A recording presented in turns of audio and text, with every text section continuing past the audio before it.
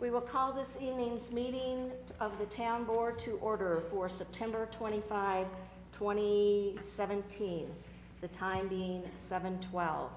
First call to order will be a roll call. Ms. Iker?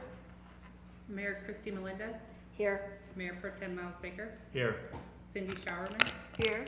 Ken Bennett, Here. Paul Rennemeyer, Here. Ivan Adams, Here. Ms. Schoenmeyer, will you please lead us in the Pledge of Allegiance? I pledge allegiance to the flag of the United States of America and to the republic for which it stands, one nation, under God, indivisible, with liberty and justice for all. Our next item is review of agenda by the board and addition of items of new business to the agenda for consideration by the board. Are there any additional agenda items? If not, I would seek a motion. Madam Mayor, I move to approve the agenda tonight as presented. Second. A motion on the floor from Mr. Rennemeyer and a second from Mr. Baker approving the agenda as presented. All in favor vote yes, opposed no. And the agenda is approved unanimously. Item 4 is our board liaison reports. Mayor Pro Tem Baker. Parks, Recreation, and Culture Advisory Board. Hi, thank you. No updates since our last meeting. Okay. Ms. Sharman, Town Water and Sewer Board, Clearview Library Board. No update. Town Board Member Bennett, Planning Commission and Windsor Housing Authority. The Planning Commission met last week and conducted public hearings on items 4, 6, 9, and 12 that are on tonight's agenda. Housing met last week also on a couple of things I'll share with you. Some good news. First of all, as usual, there's no vacancies. And I just want to point out that there was one vacancy in Century 3, which is senior housing. They filled that immediately, which kind of reemphasizes what we heard at our workstation last week, that there's extensive waiting list for senior housing in our community. Second piece of good news, through some conservation efforts and energy efficient efforts, utility costs so far this year are down 15%. So I think they deserve a little applause for doing that. They have some challenges. They deal with this every month, and I don't always share everything with the board, but I think it's timely to let you know about some of the challenges they have. Start with maintenance. They contract one person 24 hours a week. In the past, that has been sufficient for keeping up with their maintenance. This year, it's been a little bit more of a challenge. They've had some evictions at Windsor Meadows and some more than normal wear and tear in those facilities. And when you look at Century 3, the senior housing, that facility is over 60 years old. So just like with any of our homes or apartments, after 60 years, there's a number of things that routinely need repaired. So right now, 24 hours a week, one person, they're having a challenge keeping up with routine maintenance issues. A little longer term maintenance issue was new this week, or last week when they met. They get funding from a variety of sources and regulations from a variety of sources, including the federal government. They are required to build a long-term capital improvement fund. Right now, the structures are in great shape, but at some point, roofs need to be repaired or replaced and so forth. So, bottom line, because of some requirements, they are going to be raising the rents 2% each year to designate a fund for long-term capital improvement, particularly at Century 3, the senior facility that's over 60 years old. A capital improvement project they've been working on for some time, trying to get improvement from United States Rural Development to spend some of their own money. They're also looking for some grants, but what they would like to do, and this has been a long-term project they're working on, is expand their clubhouse for two reasons. One, when they have meetings with residents, they can't get everybody in, and although it is ADA accessible, there's a number of people who don't come because they're in wheelchairs, and it's very difficult to get more than 1 or 2 wheelchairs in that facility. So they're looking at expanding that facility. Second part of that is moving a storage shed so that they can house a generator. And their purpose is the next time we have an extended power outage, as we did in the tornado, there needs to be some way to immediately have electricity to preserve medications for people, recharge batteries for wheelchairs, and some other medical devices. So that's just some of the challenges and things that they're working on right now. Okay, thank you. Town Board Member Rennemeyer, Historic Preservation Commission, Great Western Trail Authority, and Chamber of Commerce. No report on the Historic Preservation Commission of the Great Western Trail Authority. The Chamber of Commerce had its monthly 12 at 12 luncheon, which I was privileged to get to attend, where Stacy Johnson and Jill in our Economic Development Department were attending the chamber where 12 businesses come together and chat about their different needs, what their businesses do, as a way to get the chamber to partner with those businesses. And it was a very productive meeting. I think everybody walked away with a better idea of those businesses that were there and how they function and how the town and the chamber can be of assistance to them. So I look forward to attending next month as well. Okay. Town Board Member Adams, Tree Board, and Poudre River Trail Corridor Board. The tree board meets tomorrow at 5 o'clock, and we've changed the location. We're meeting at the rec center now instead of here at the town hall. So maybe people who want to attend that need to know that that has been changed. And as far as the Poudre River Trail Board, it meets the first Thursday of the month, and it's at 7 o'clock in the morning. So we haven't had any meetings since the last meetings. Okay. And I have Downtown Development Authority and North Front Range MPO, and we have not had any meetings since my last report as well. The Downtown Development Authority's regularly scheduled monthly meeting is this coming Wednesday at 7:30 a.m. in the downstairs chamber. So concluding the board liaison reports, we move to item 5, which is the public invited to be heard. This is for individuals wishing to participate in and to be heard on a non-agenda item. We've got a sign-up sheet here that I'll be reading from those requests from the foyer in the back. When you're recognized, please step forward to the podium, state your name and address, and then you'll have your opportunity and 3 minutes to speak to the town board. So the first person we have on the agenda on the sign-in this evening is Karen Zabanik.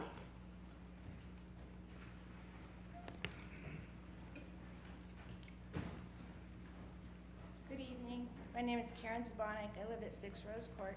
I was here last month, as you recall. I invited each and any of you to come by and look at the house next door to me to see how it's falling apart.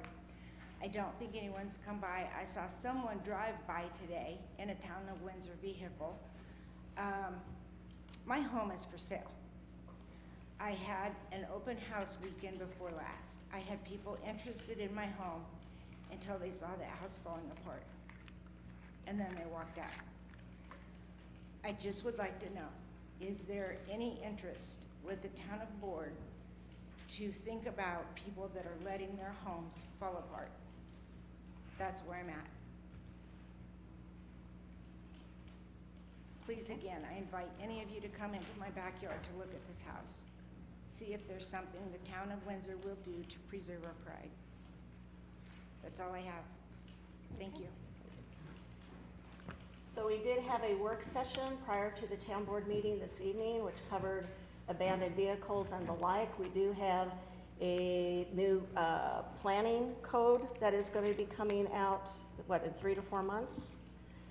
That will maybe address some of these issues that we've heard from you and other residents concerning code.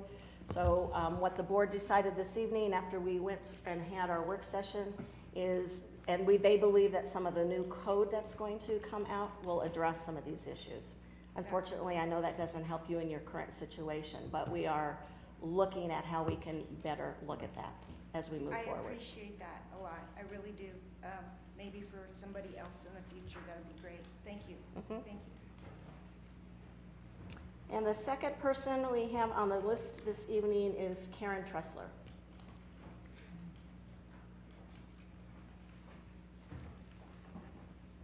Good evening. Karen Tressler, 1417 Waterwood Drive. I'm here representing the Weld Food Bank. As you recall, I was here, not too long ago, to ask for the town's support in helping with Hops for Hunger, a fundraiser so we could help support the needs here in Windsor. And I wanted to come back and share with you the success and tell you my grateful appreciation. Thank you for your support. Mayor Melendez, thank you for crafting some time to see what it was about. And Ms. Showerman, thank you for volunteering your services that evening too. We have another, I have a Weld Food Bank staff member here who can share more of the details. But again, I thank you. Okay, thank you. Michaela Sandridge. I think you're the part two she was talking about. Part two. My name is Michaela Sandridge, 1005 Dry Creek Court here in Windsor. Just want to reiterate Karen's thanks for the support. We raised about $25,000. We had about 400 people in attendance, along with about 60 volunteers, and along with vendors and community support. And just wanted to thank you all for helping us kick off a wonderful first-year event and be able to support the efforts here in Windsor. So that money will stay here in Windsor to support our mobile food pantry, our kids backpack program, and our school backpack program, along with the agencies here as well. So thank you. Thank you.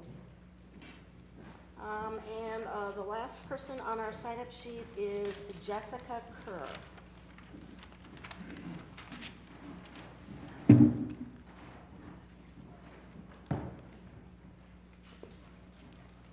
My name is Jessica Kerr. This is Jaden Kerr, and we are at 1647 Merton Court in Windsor, 80550. Thank you for your time. The Baha'is of Windsor, family and friends, will be commemorating a special occasion on the evening of October 21st and Sunday, October 22nd. With gratitude, I present the following proclamation for this auspicious day. The Town of Windsor Proclamation. Whereas October 22nd, 2017 marks the 200th anniversary of the birth of Baha'u'llah, the founder of the Baha'i faith. And whereas the diversity of the human family is like a beautiful variegated garden. And whereas Baha'u'llah called upon every individual to independently investigate reality through a humble posture of learning in search of truth. And whereas Baha'u'llah called for unity among the world's religions and encouraged humanity to consort with the followers of all religions in a spirit of friendliness and fellowship. And whereas Baha'u'llah called upon every individual in this day to hold fast unto whatsoever will promote the interests and exalt the station of all nations and just governments. And whereas Baha'u'llah declared that universal education is required for societies to succeed, declared that equality of women and men, and promoted the harmony of science and religion. And whereas Baha'u'llah teaches principles of universal peace and provides spiritual solutions to economic problems. And whereas Baha'u'llah teaches the refinement of one's inner character and service to humanity as inseparable facets of life, thus dedicating oneself to the betterment of society.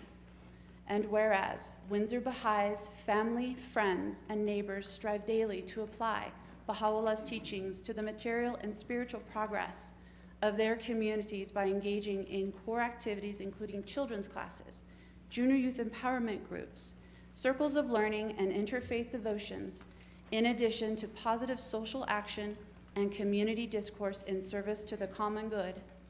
And whereas Windsor Baha'is, family, friends, and neighbors of all ages will be celebrating the Light of Unity Festival in commemoration of the 200th anniversary birth of Baha'u'llah through fellowship, service projects, interfaith devotions, art, and music in celebration of the unity of mankind and universal peace. On behalf of all of us, we appreciate your approval and acknowledgement, and we will be submitting a gift concept to the Town of Windsor, if you want to hold that up. We propose a Light of Unity Rose Garden, and we'd like to collaborate in partnership to make this happen for all the people in celebration of our unity and diversity. Thank you. Okay, thank you. And you have a gift as well.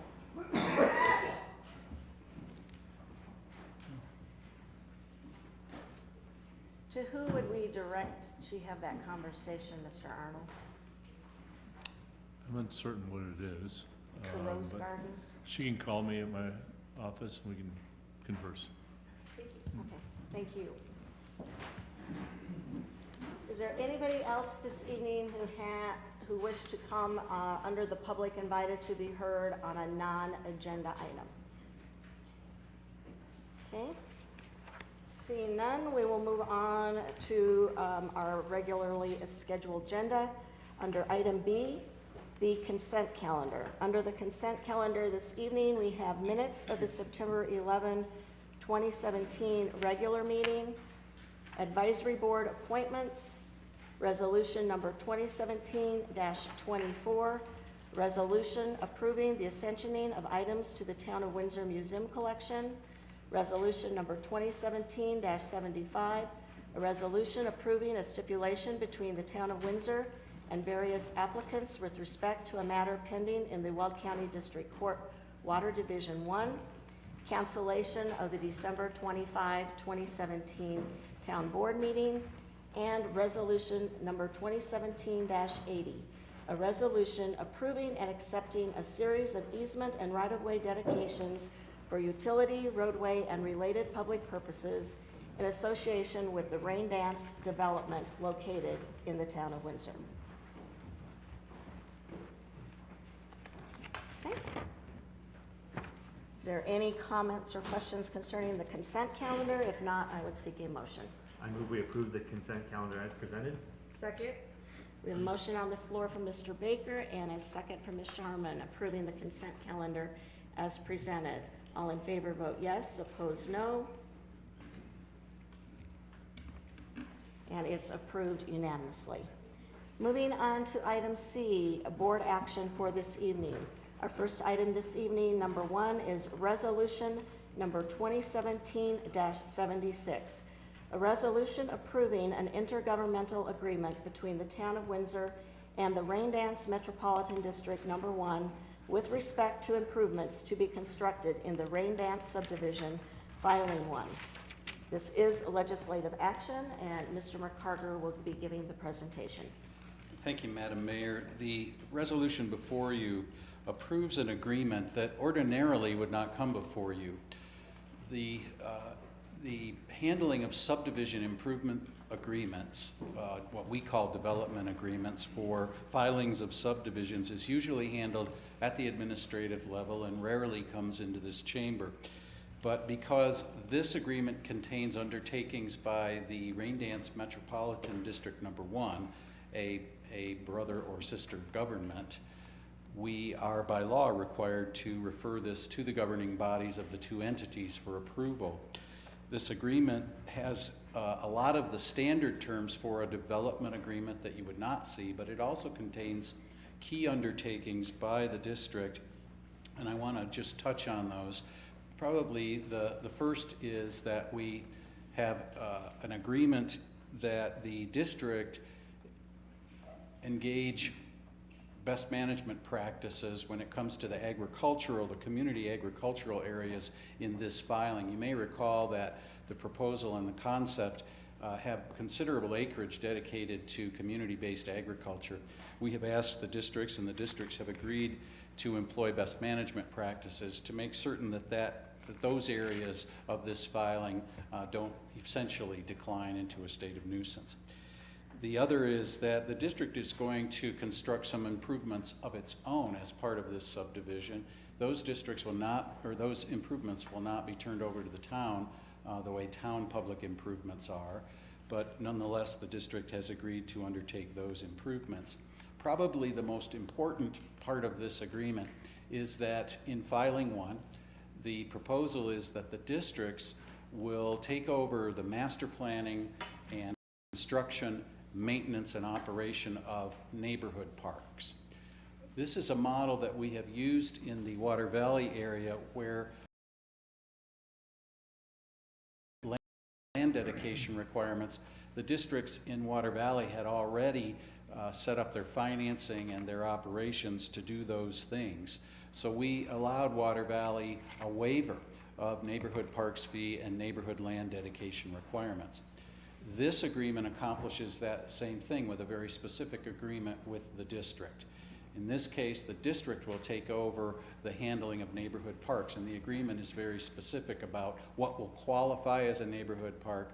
Most importantly, they will be master planned in substantial conformity to what we do with master planning, but also they will be open to the public just like any neighborhood park operated by the town. That's a pretty important undertaking. The fiscal effect of that, obviously, is that although we will not receive the parkland and the assets that go with the park, we are also not responsible for the ongoing maintenance of the park. The IGA before you has been approved by the district's board and by the developer group, and we're asking that you consider adoption of this resolution tonight. Any questions? Other questions for Mr. McCarter? I had one question. It is under 4. It says under security, it says the developer shall provide the town with the security in an amount equal to 25% or something of that. Do we know what that amount equates to? Do we have a dollar amount? Yes, that's a good question. The standard in our code is that when we approve a subdivision development agreement, we have gone over estimated costs for the construction of the improvements that are intended for dedication to the town. We know generally what those costs will be. The developer is then required to post, in the past it was a letter of credit, those are much more difficult, so a surety bond, or in some cases cash, in the amount of 25% of the total cost of those public improvements. The idea being that now the developer is invested in making certain they get completed. Under this agreement, that model remains in effect, but only if the districts don't step in and pledge to complete the public improvements. In that case, the district has to demonstrate it's got the fiscal ability to do it. Once that happens, then the district is pledging 100% of the completion costs, and that's how the district plays into, in this agreement, making certain that the improvements that are to be dedicated to the town are completed under the terms of the agreement. It's a code-based requirement. Okay. I have one Okay. comment. Mr. Baker? I just want to be clear so everyone knows that we're waiving these park fees, but in lieu, we're not going to be maintaining these parks or designing or paying for the building of these parks. Correct. And are they they won't do 41 acre, we don't know how many parks there will be, or? We have a pretty good idea because the plat that you approved several weeks ago contains areas that are identified as neighborhood parks. So the idea is that in this agreement, we'll make certain that those improved areas qualify as parks, and we'll credit it against what we would otherwise require for parkland and for park construction. Thank you. Okay. Any additional questions?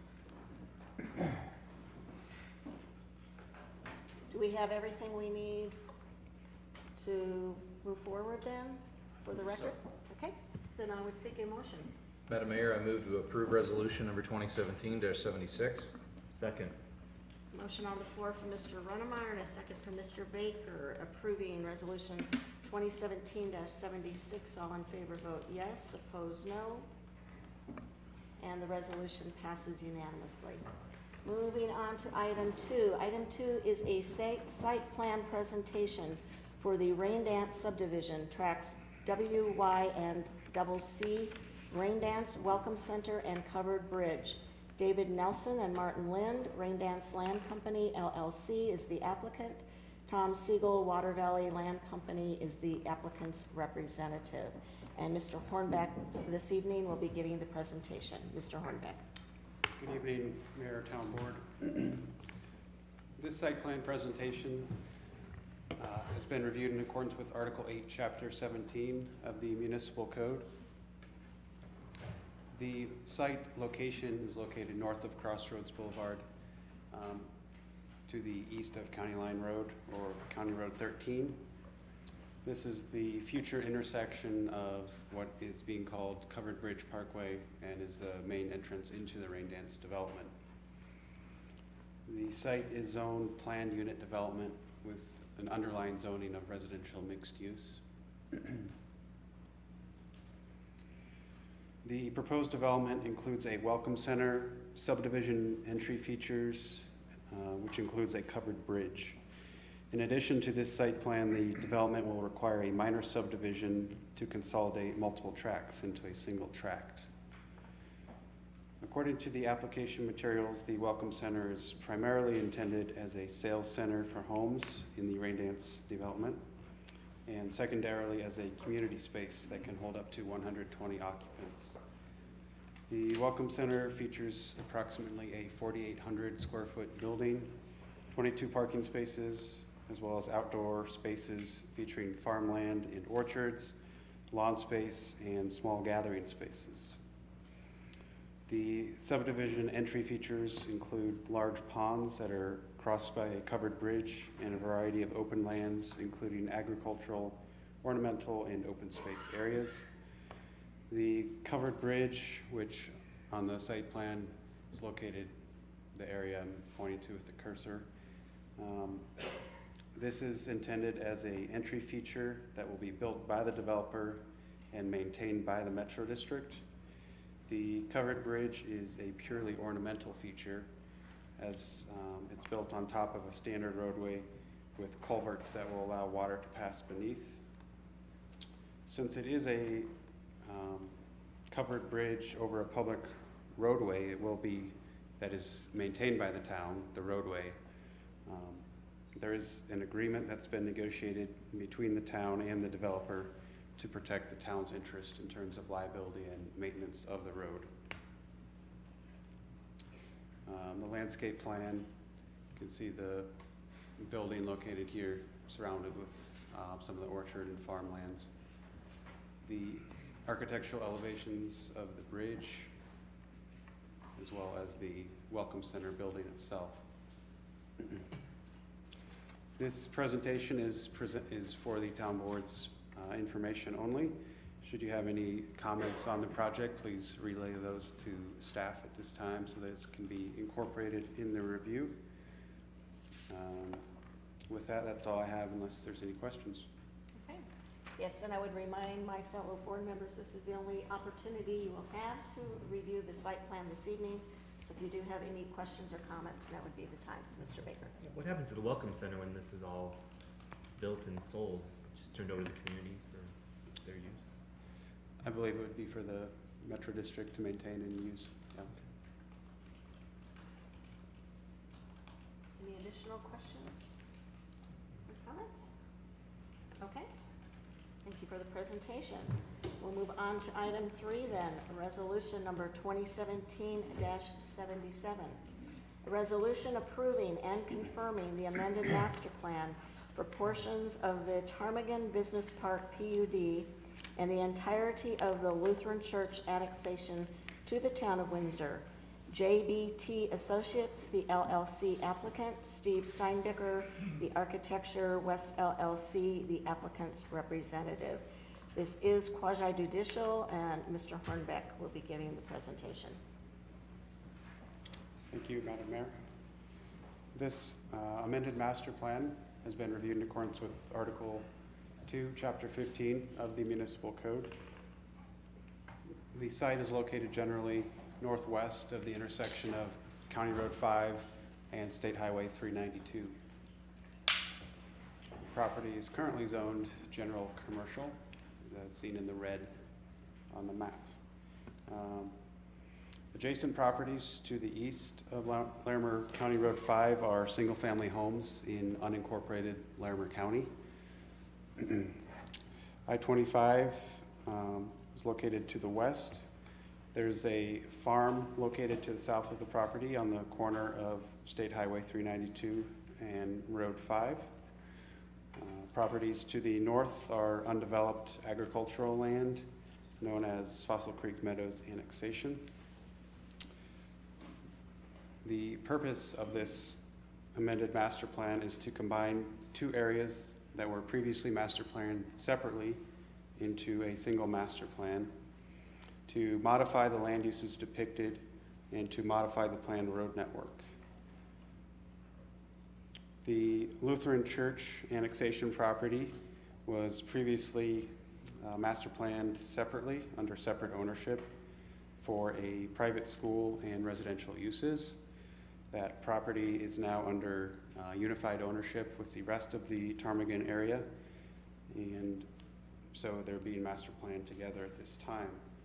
The amended master plan for the property depicts up to 116 single-family and or patio home lots and 207 multifamily units. The road network is proposed to be modified so that Westgate Drive will extend north before curving east to connect to the intersection of County Road 32E and County Road 5. So Westgate, the current intersection is here, where it dead ends in this cul-de-sac roundabout. Master plan currently shows it connecting here. However, it's been platted already to connect here to 32E. So the master plan is really just catching up to the platting of it at this time. And an additional connection is shown running east from Westgate Drive to the former Lutheran Church property. So that would be this connection here, which would provide access to this other property, which is not a part and under separate ownership, and connect to County Road 5 and Oakmont Drive. The applicant has proposed removing a connection depicted on the existing master plan to the property northwest, which is known as the Burnett Young property. So this triangle piece, there is on the current master plan a future connection depicted approximately in this location. The applicant has stated it's necessary to remove this connection so that the intersection of 392 and Westgate continues to function at a satisfactory level of service. However, developments are typically required to provide connections to adjacent properties, so those properties do not become landlocked, and also to create a well-connected street network for future development. Given this issue and a number of other transportation concerns in this vicinity, with both this property owner and some of the neighboring property owners, staff has been working with those property owners to bring in a third-party traffic engineer to conduct a master traffic study for the area. And the a recommendation of this approval is that the applicant comply with the outcome of that study. And the intent would be for all parties in this region to comply with that study. Additionally, this property falls within the I-25 corridor plan, which identifies the area as a corridor activity center, or CAC. Allowed uses within that CAC are defined in an intergovernmental agreement between Windsor and Fort Collins. And you likely recall that that IGA was amended by town board previously, earlier this summer, earlier this year, to amend the allowed uses within the CAC. Single family was not an allowed use, and that has been amended, so it is now allowed with particular acreage and unit numbers called out, particularly for this development. So that issue has been resolved, allowing this rezoning to move forward. There was a neighborhood meeting held with the next agenda item, as one is not required with this particular agenda item, and neighborhood meeting summary materials can be found in with that packet item.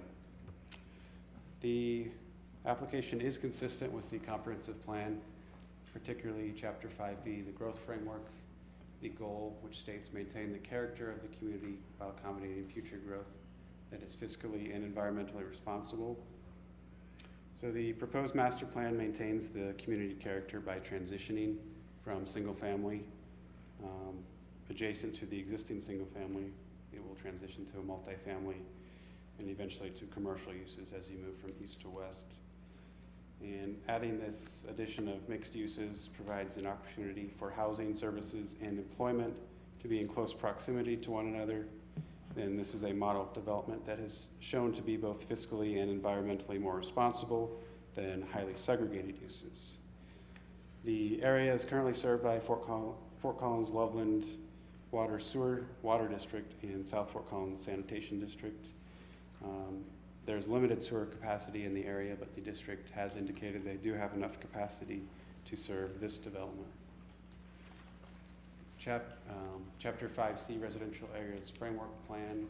This proposal is in conformance with that goal, which states support diverse housing and residential neighborhoods to meet the needs of varying family sizes, lifestyles, and income levels. So this master plan does depict a diversity of housing types, including traditional single-family lots, patio homes, and multifamily development. Notification was not required with this particular agenda item. However, the next agenda item did require the notification shown on the map before you. At their September 20th meeting, the Planning Commission forwarded to Town Board a recommendation of approval of the amended master plan subject to the following conditions. Number 1, all remaining Planning Commission and staff comments shall be addressed.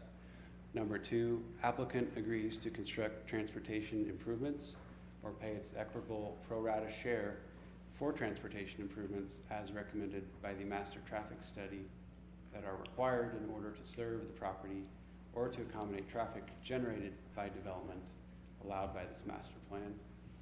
Number 3, applicant agrees that Westgate Drive shall connect to County Road 32E as shown on the master plan, unless recommended otherwise by the master traffic study. And number 4, the street configuration within the master plan shall include a connection from Westgate Drive to accommodate traffic to and from the Burnett Young property as shown on the Ptarmigan Business Park Annexation Master Plan of September 1999, unless recommended otherwise by the master traffic study. Finally, staff requests the following be entered into the record: application and supplemental materials, staff memo and supporting documents, and recommendation. Do want to note the applicant's representative is here and would like to share the presentation with you, unless there's any immediate questions for staff. Madam Mayor, Mr. Adams? Paul, could I ask a couple of questions? First, can you go back 3 slides, I believe, to the map of the street? Okay, that's it. Now, as I understand, this development is behind the present retail areas that are up to the bank, and they're behind, I mean, north of that, correct? Correct, yeah, to the north and to the east. Okay, and then the other question is, how wide will the trail be along the road? That would be a standard 10-foot wide. Standard 10 feet, okay. And do you know how wide the street itself is going to be? Are you referring to Westgate then? Yeah, Westgate, That hasn't been determined at this time but it will be, with the subdivision. okay. And it will have to be approved? Correct, it would come before Planning Commission and Town Board. Thank you. Okay. Mr. Baker? Yeah, I have a question about the connection to the Burnett Young property. Who's hiring the traffic engineer, and why do we have to go through that step? It just seems pretty obvious that the town would want that connection there.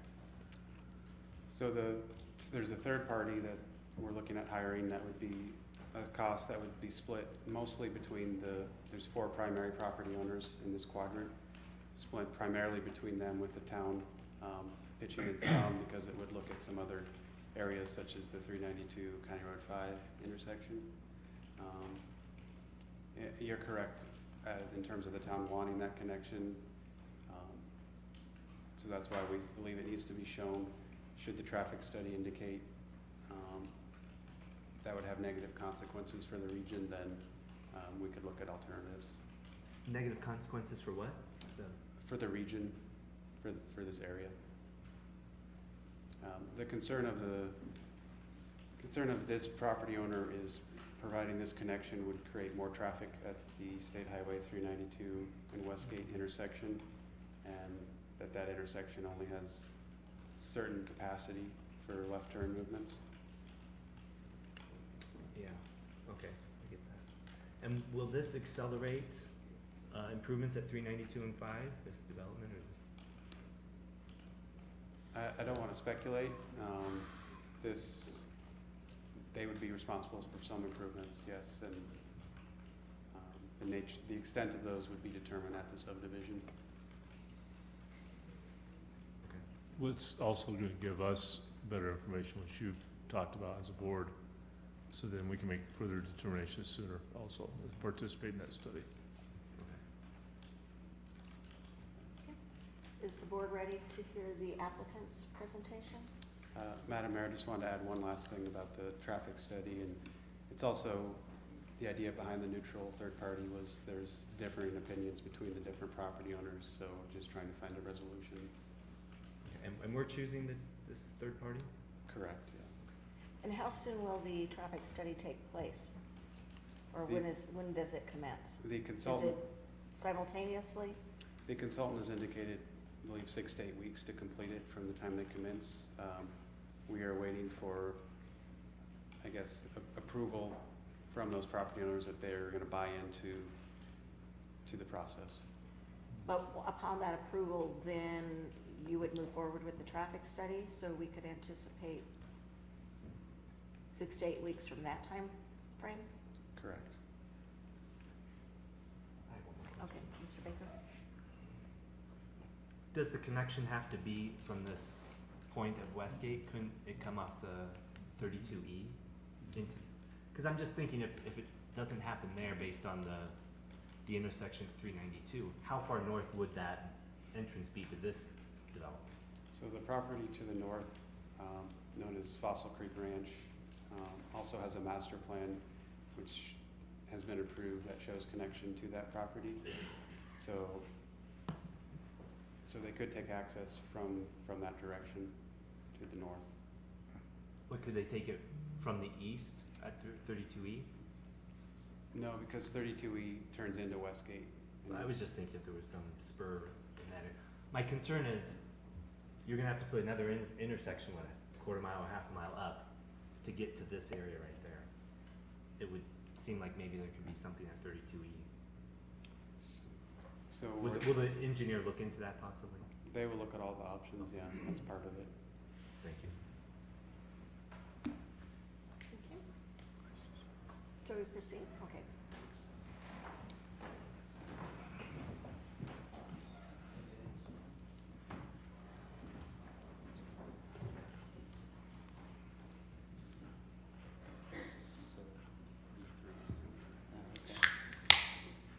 Good evening, Steve Steinbecker, Architecture West. I recognize a few faces here tonight. Thank you for your time.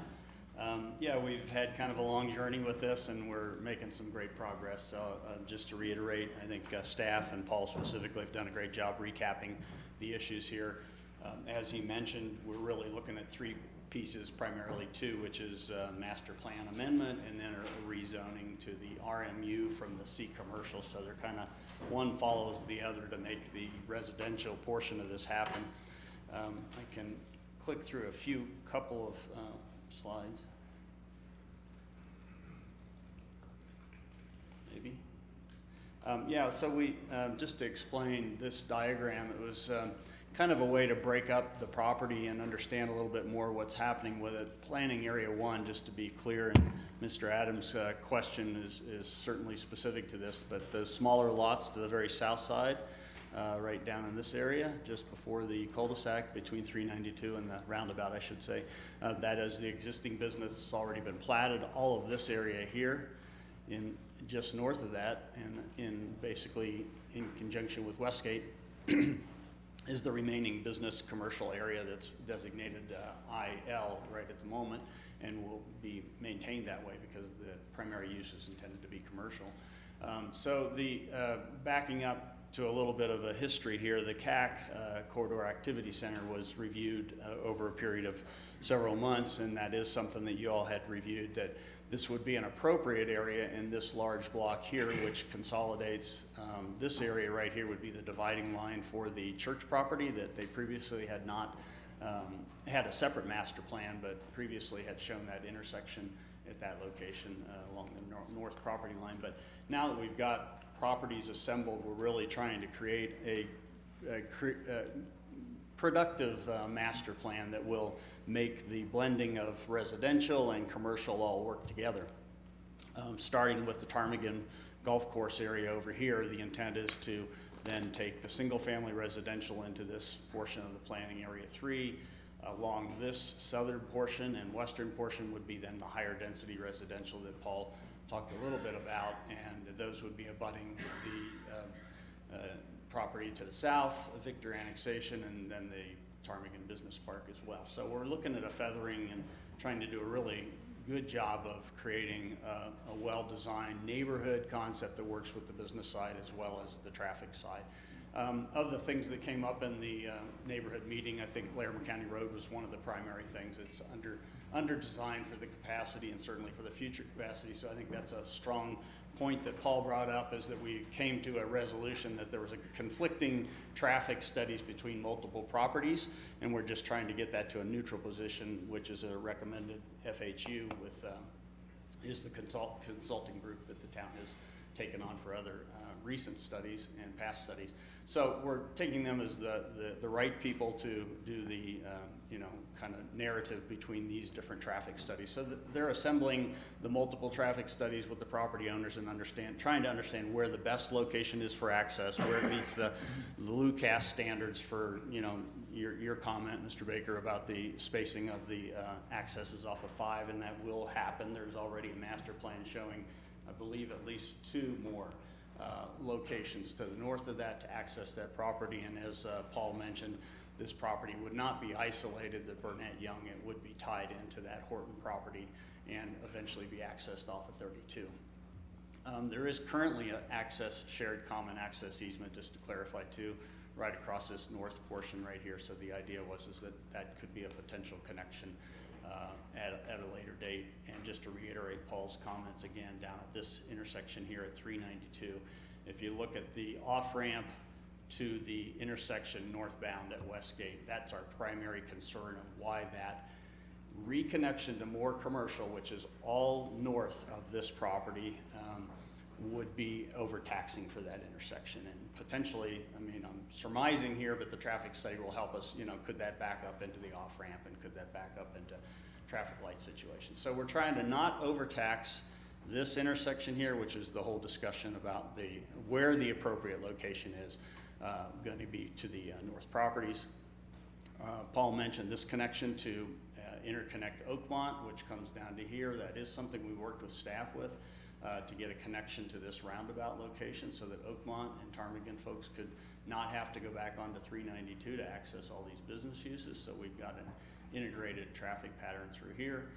This connection, as I mentioned, to the Victor annexation property, and we've even discussed a 3/4 access into this property so that would help relieve some of the Westgate intersection potential traffic issues. So those are just all, I'm going into probably more detail than you want to hear, but that's how far we've gone with kind of investigating what are the issues, where do we need to help, for a third party to help us solve all these problems and potential problems. I mean, the key that's paramount with the rezoning that's coming out next is the fact that we wanted to take out this much of the commercial area to allow to decrease the traffic counts for that area, so we wouldn't be overtaxing it.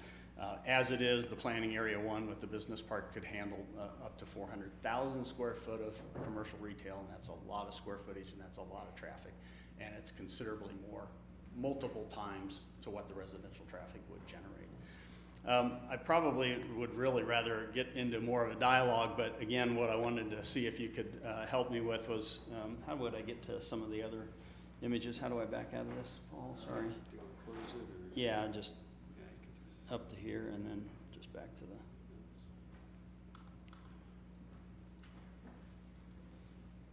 So this is kind of a little bit more clarification on what the rezoning would look like and how we would look at the feathering, and I just described that, and that's the coloring just helps you a little bit. The multifamily and the higher density next to the commercial, which is to your left on the drawing. The Ptarmigan Golf Course to the right. And so I guess just to kind of recap, the owner unfortunately couldn't be here tonight. He had previous commitments, but did agree to the conditions of the terms and of course to the joint traffic study. we would be looking for any questions you might have now, but then also ask for after any public comment if we could respond to any more questions. And we had talked to some of them at the Planning and Zoning Board meeting as well, so take any questions or comments or defer those to later if you prefer. Any questions? I have one question. Mr. Adams? The townhomes that are indicated was light green, I guess, 5.28 acres. That area, how far will those townhomes be set back? Because that's the roadway that you mentioned that you're gonna put in coming across to Westgate, is that correct? Yeah, that alignment that's shown on this for the Oakmont extension is pretty close. We've had our engineers kind of go to a certain level of design to say, you know, our arcs and radiuses and line of sights are all critical to where the access points can be. So we don't have specific information. I can show you one more drawing that is kind of our concept plan. I guess that's just the overall zoning, so I guess that's, let me see if this is, would this one be the other one, Paul? Is that the concept? Okay. So I have some paper copies, but I don't have it on the screen. Now, where the cursor is pointed right now, is that the townhome section? Yes, right it there? is. That is, okay. And this could be townhomes and or apartments, so it's a All right, combination. okay. And the idea was, both of these would be acting as a higher density buffer to the commercial here at Yeager's and the commercial to the west at Ptarmigan Business Park. And then this is the primary area for single family, planning area 3, if you want to see that heavy dash line right through. And how many single homes are gonna be in Yeah, there? we have a cap on it so that we wouldn't overextend our visit, so to speak. 116 on the single family and 207 on the multifamily units. And the reason I'm not trying to evade your question about the setbacks, it will certainly meet zoning codes for what that setback has to be to commercial, because they have different buffer yard separations, you know, the types of, between the two zonings is what I'm trying to say. But the overall, our concept plan that we're headed towards has more open space and green space separators in this on purpose. Like the residential in this area, for instance, has backyard green space between the backs of each set of lots. So those are the kinds of things we're trying to do to, you know, expand the green space and separation area. I'm sorry, I don't want to prolong this, but, so you're indicating the area south of that dotted line and west will be townhomes. Will that be a segment of townhomes, a group of townhomes, or Yeah, phases? This would be a cluster here, this could potentially be a cluster here, and the third cluster could be up at the top. Okay. Yeah, so they would be kind of neighborhoods within a neighborhood, if I can explain it that way. And again, just to clarify, we'll come back with a concept plan, and with the subdivision, we'll have the roads all mapped out, and then those separations and setbacks and all that would be established and confirmed. That's all, thank you. Any additional questions? Okay, Thank you. thank you. Okay. Do we have everything we need, Mr. McCarter? Mr. Hornbeck, do you have anything further to add to this resolution? Nothing further. With the applicant's permission, the slides that he displayed should be included in the record. I don't know, I don't think we have paper copies, but that should be clear that those are part of the record Okay. as we go further. Okay. If there is no further discussion or comments or questions, then I would seek a motion at this time, or do I need to take public comment? But we're moving into public hearing as our next item. So we are, the amending a master plan under the Windsor Municipal Code doesn't require a public hearing. We're mashing this all together. So if there are other folks who want to speak for the record, Okay. perhaps now would be the best time, and then give not only Paul an opportunity to respond, but Mr. Steinbecker as well, Okay. if needed. Is there anybody this evening who wishes to speak to the board on this particular agenda item and resolution?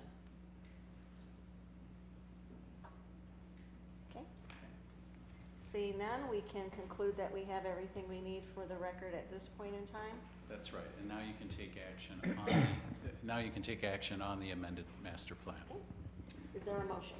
I move to approve resolution number 2017-77. Second. A motion on the floor for Mr. Rennemeyer and a second for Mr. Adams, approving resolution number 2017-77. All in favor vote yes, opposed no. And the resolution passes unanimously. Moving on to item 4 is a public hearing. Public hearing ordinance number 2017-1544. An ordinance approving the rezoning of tracks D, E, F, and a portion of track G in the Ptarmigan Business Park subdivision and all of the Lutheran Church annexation.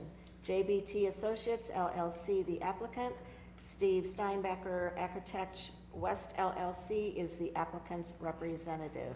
Quasi judicial, and first of all, Mr. Hornbeck's going to follow through with the presentation, but I would seek a motion to open the public hearing. Madam Mayor, I move to open public hearing. Second. A motion on the floor from Mr. Redemeyer and a second from Ms. Sharman to open public hearing. All in favor vote yes, opposed no. And the public hearing has been opened. Mr. Bennett? Madam Mayor, for the record, I'd like to point out that in my capacity as a town board liaison to the Planning Commission, I was present at the Planning Commission meeting during which this matter was previously presented. I wish to state that my participation in the Planning Commission proceedings has in no way influenced me in my capacity as a town board member this evening. I will make my decision and cast my vote this evening based solely on the evidence presented during this public hearing. Okay. Mr. Hornbeck? Thank you.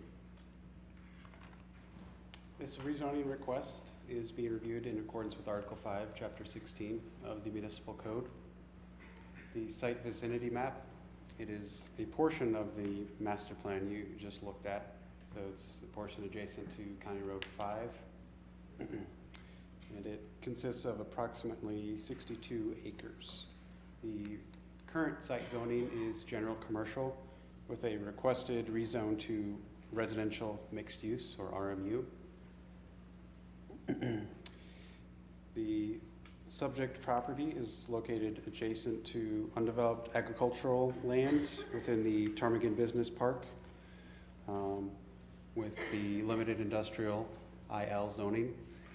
And there is a farm located south of the proposed zoning with undeveloped pasture land to the north and the single-family homes to the east in unincorporated Larimer County.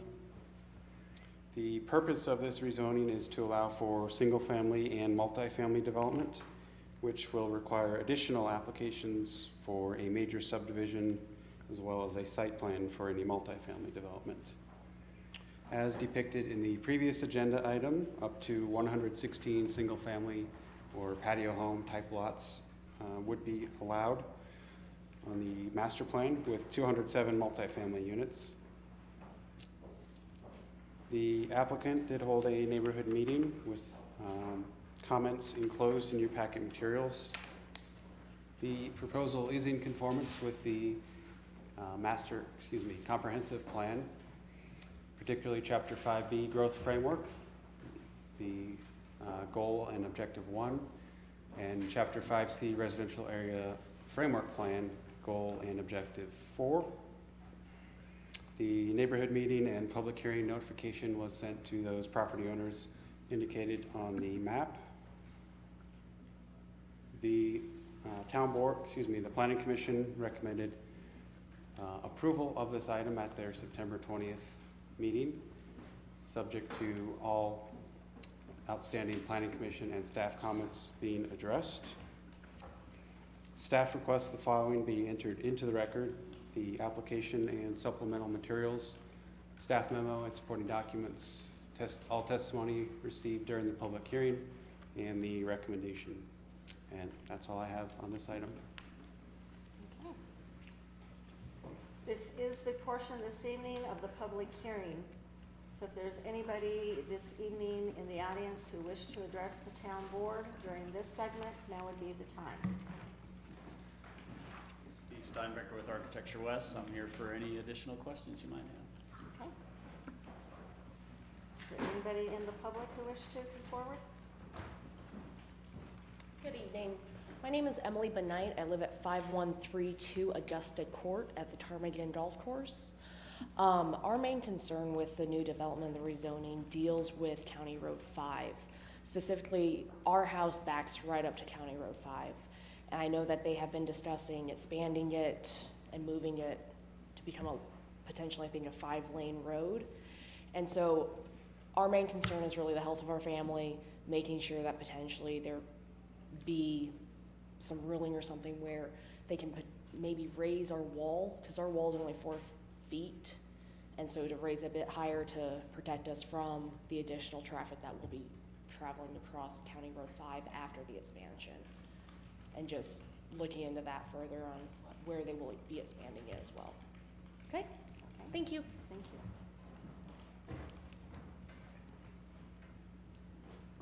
Is there anybody else who wishes to address the board on this particular agenda item? Are there any additional questions from the town board members? Now would be the time to ask your questions concerning this agenda item.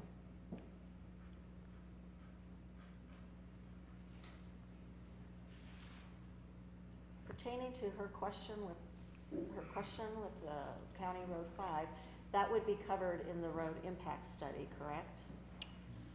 But what about the wall? What would, who would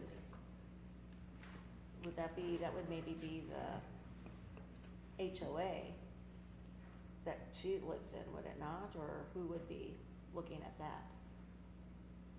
I'm not familiar with, Good question.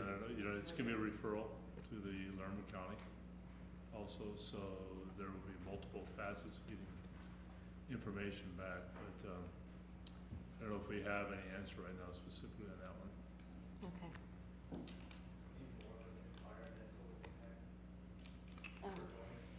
If you wish to make a comment, you need to come to the podium, please.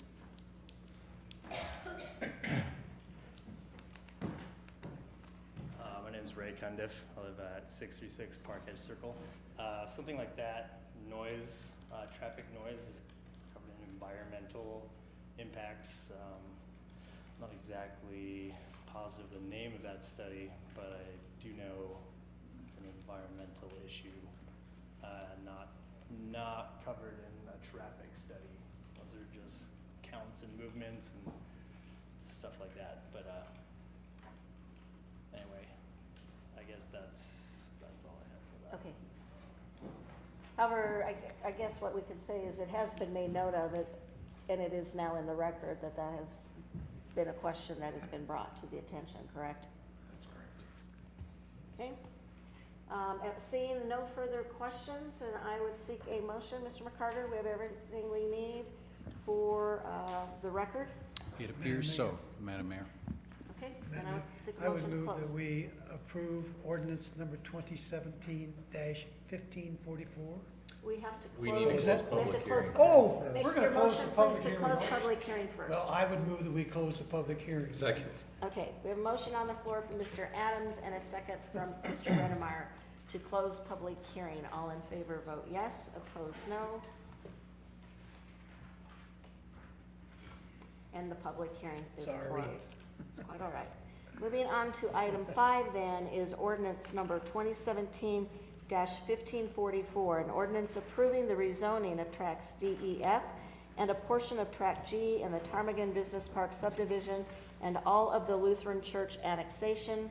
JBT Associates LLC, the applicant. Steve Steinbecker Architecture West LLC is the applicant's representative. This will be first reading. It is quasi-judicial, which means we can only make and base our decision based on what we heard this evening. And Mr. Hornbeck will be giving any further presentation. Do you have anything further, Mr. Hornbeck? Nothing further. Okay. Anything further from town board members? Questions or comments? Okay. Seeing none, then it would be appropriate at this time to entertain a motion. Mr. Well, Adams? I'll do it now, since it's correct time. I would move that we approve ordinance number 2017-1544. Second. Okay, I have a motion on the floor from Mr. Adams and a second from Mr. Bennett approving ordinance number 2017-1544. All in favor vote yes, opposed no. And the ordinance passes unanimously.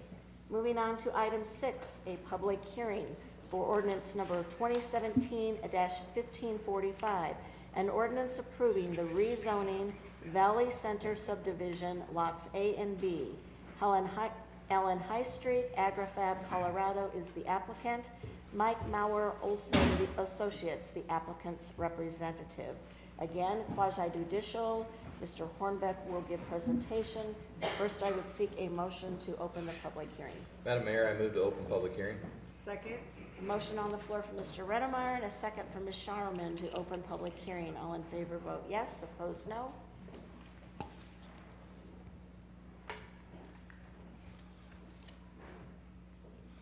And public hearing is now open. Mr. Hornbeck. Madam Mayor, for the record, I would like to point out that in my capacity as a town board liaison to the Planning Commission, I was present at the Planning Commission meeting during which this matter was previously presented. I wish to state that my participation in the Planning Commission proceedings has in no way influenced me in my capacity as a town board member this evening. I will make my decision and cast my vote this evening based solely on the evidence presented during this public hearing. Okay, thank you. Now, Mr. Hornbeck. Thank you. This rezoning request has been reviewed in accordance with Article 5, Chapter 16 of the Municipal Code. The site is located north of Eastman Park Drive to the east of Automation Drive.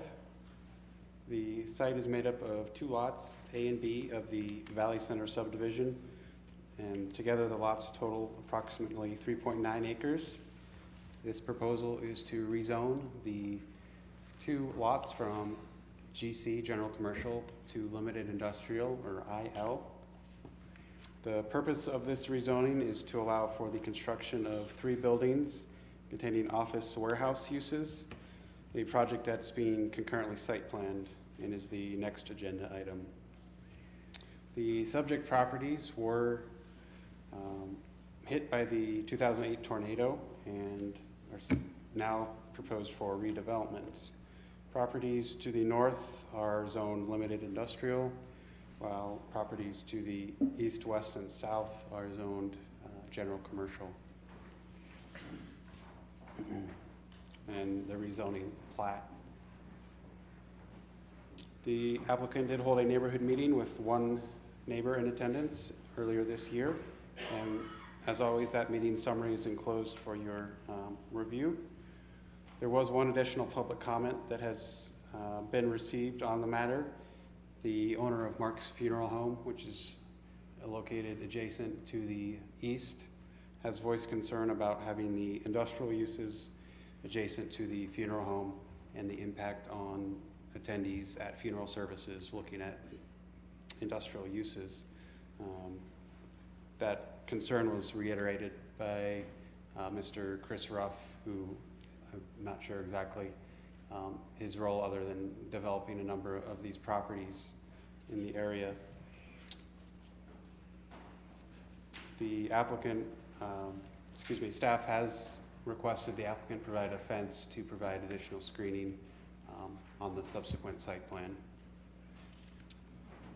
The project is in conformance with the comprehensive plan, Chapter 5B, Growth Framework, Goal and Objective 1.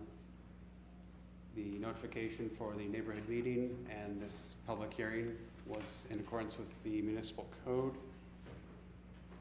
At their September 20th, 2017 meeting, the Planning Commission forwarded to Town Board a recommendation of approval of the rezoning petition and ordinance, subject to all remaining Planning Commission and staff comments being addressed. Staff would like to request the following be entered into the record: the application and supplemental materials, staff memo and supporting documents, all testimony received during the public hearing, and the recommendation. And that's all I have. Okay. Any questions for Mr. Hornbeck before we open it up to the public? I have 1. Mr. Bennett? What type of fencing would be used? The applicant hasn't responded to my request, so I guess that hasn't been determined. Mr. Kramer? My understanding from driving around there is that the lot to the west of Mark's Funeral Home is being used as like overflow parking. I could be wrong for Mark's Funeral Home. Is that why he has an objection to that? I could be wrong. I thought that it looked as though that's been used as overflow parking if they have a bigger attendance for something. I'm just trying to figure out if that's what's playing into this, or, you know, so I guess I'm asking for what might be there. Is it gonna, you know, is it taking away overflow parking from what he's been using that for, et cetera? I'm honestly not familiar with that occurring, any overflow parking.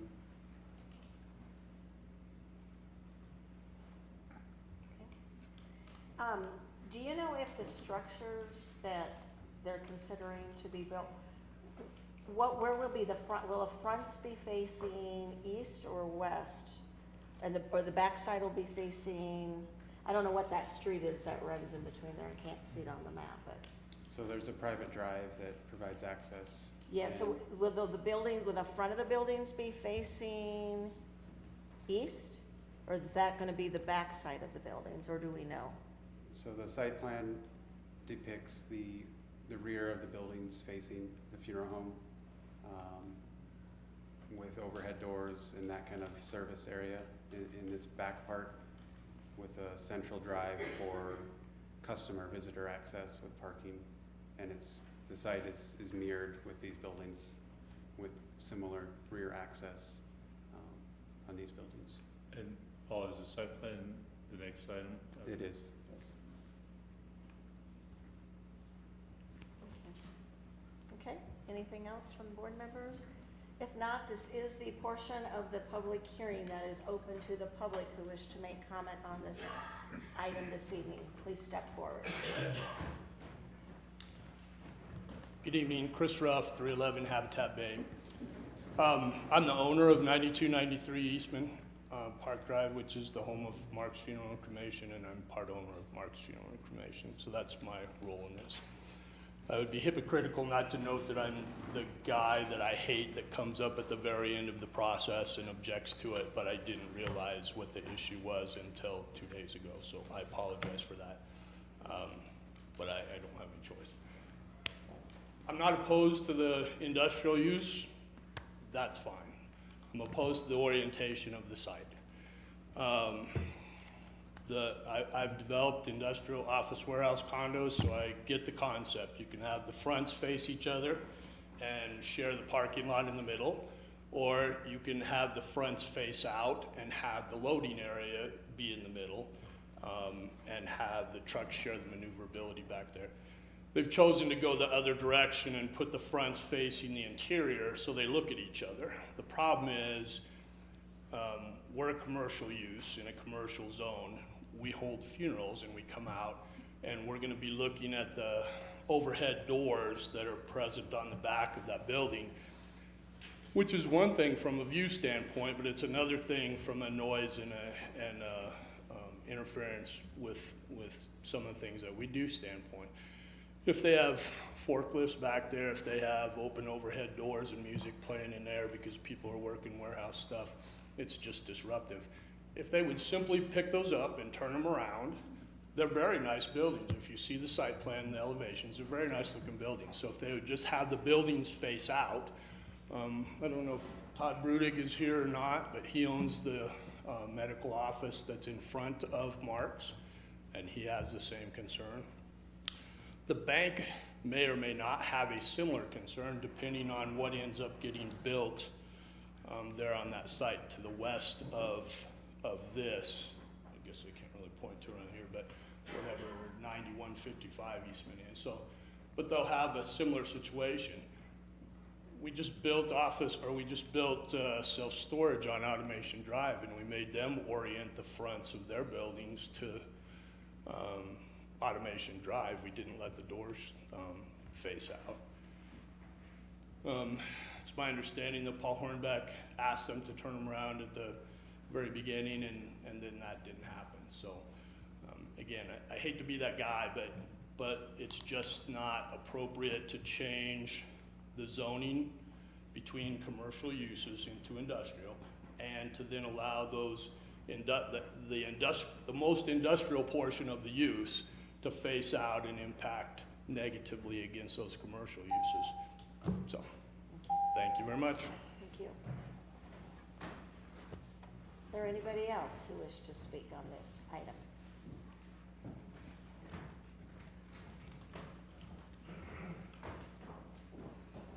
Hi, I am Mark Long, and I am the owner with Chris of Mark's Funeral Service. Like Chris said, we're not against it coming, we're against the doors. And to your question about the parking, they just use that because it's there, it's not. We have permission from Tomar to park on their backside, it's just trying to get those people to go back there and park, so that's not a concern. The concern is the noise coming from there into there, because we do conclude funerals there. I mean, we're having our biggest year. We're at 92 calls for the year already.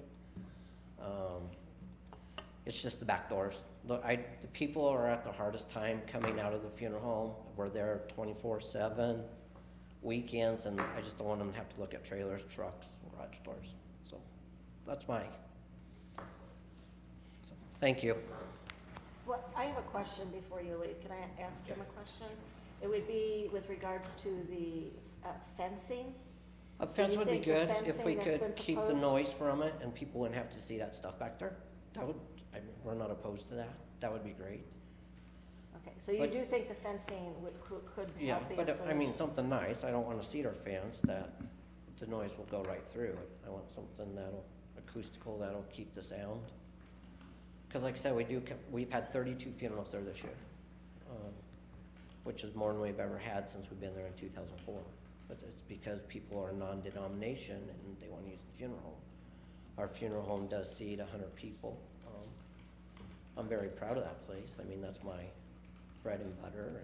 And so yeah, we're not opposed. I would love to have the neighbors. It's just, I'm worried about the noise. Okay.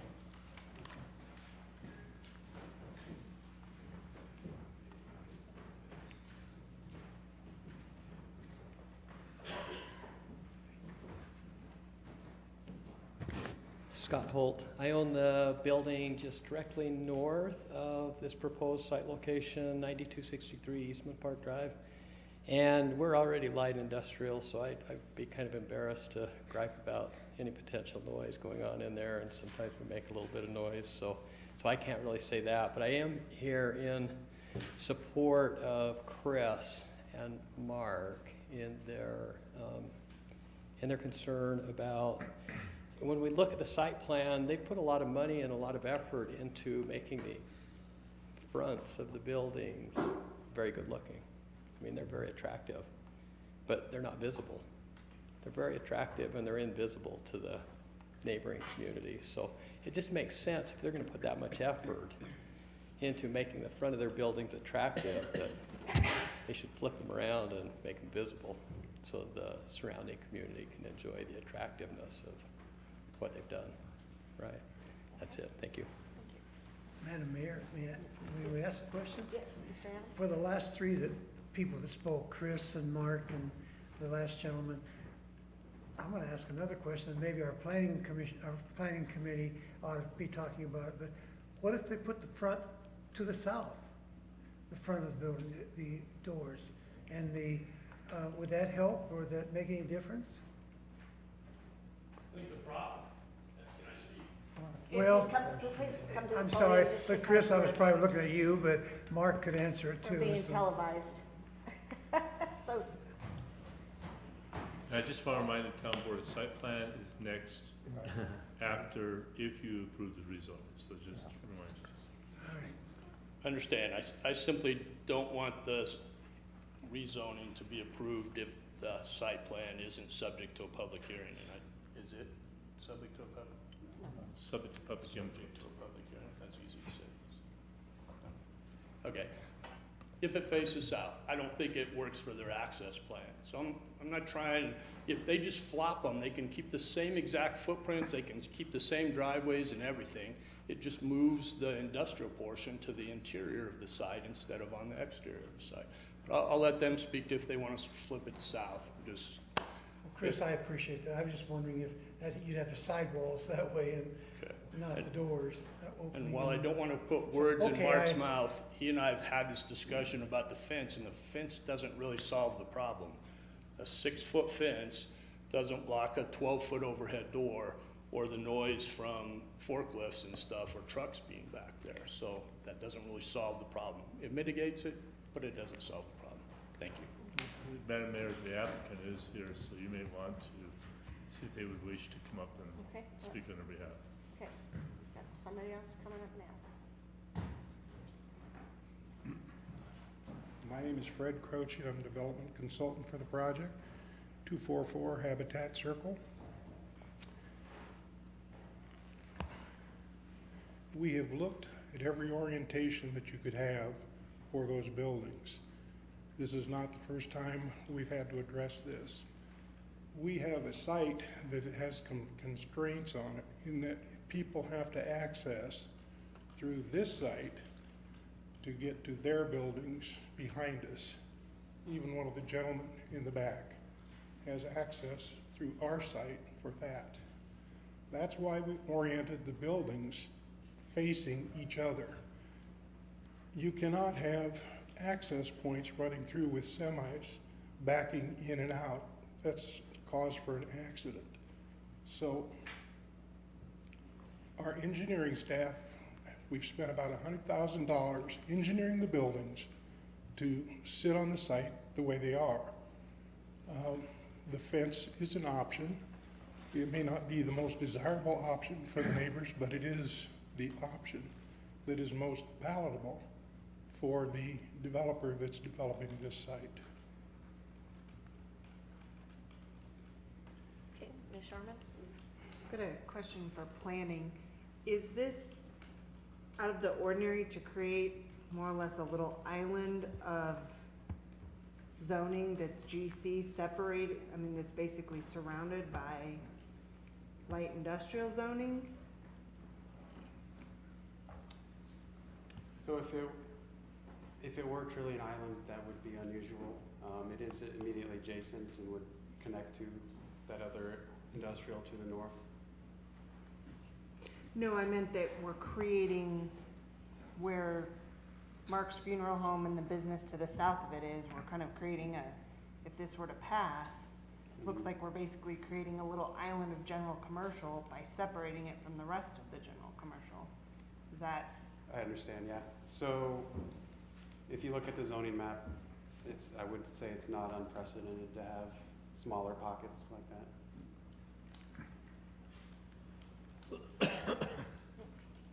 Any other questions? Mr. Baker? Can you give us an example of what would the different size of the building for general commercial? Could they still be 2 stories or? The size and design of the building is not impacted by the zoning. It's only a matter of what users can be in there. The tall doors and the trucks coming through? Right. My question is for the applicant. What kind of business do you envision being there that you're gonna have all these semis coming in there? That you can't change the orientation of the buildings? We're not anticipating necessarily a lot of semi-traffic. What we do have is we have a 30-foot right-of-way that we have to create to allow people to the north of us access to their properties. And because of that 30-foot access, that has to be left open. And that's why the buildings are oriented with the fronts to that, so that people would be backing out and driving in and out of that access point. With any truck traffic then orienting around toward the back side of the building. But as far as a lot of semi-traffic, we're not anticipating that.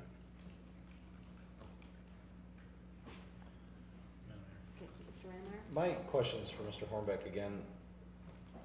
I've been out there it's been a little while, but is there currently a traffic pattern on the north side of this property? Is that what they're referring to? That I'm assuming what he's talking about is this traffic going right up the middle of the diagram.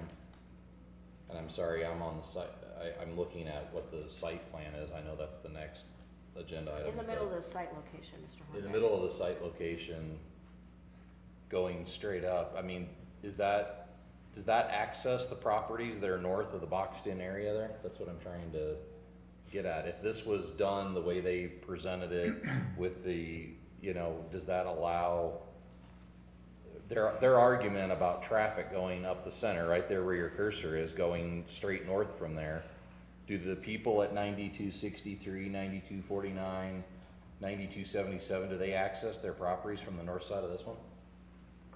There's 3 access points off Eastman Park Drive that I think someone could potentially use to access those. So that will be accessible right where you had it up there at the north?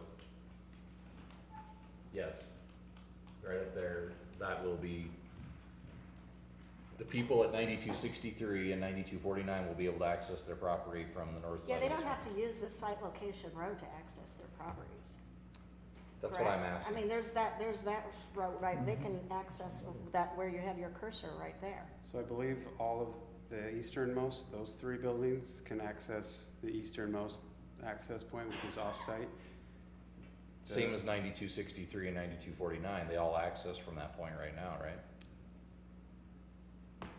I believe they could. There is access. They have to cross these properties. 92, 99, 92, 93, they would come up that way. There are existing easements on the subject property providing access to these as well. So go right south of where your cursor is, right up where that single dot is, right there. To the left and to the right of it, will there be access points from this property to those? Right in there, is that gonna be I believe an so, access yeah. point?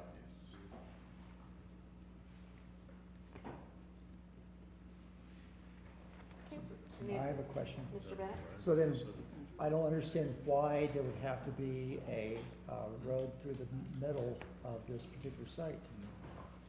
When the If there's original, other access points for those businesses. when the original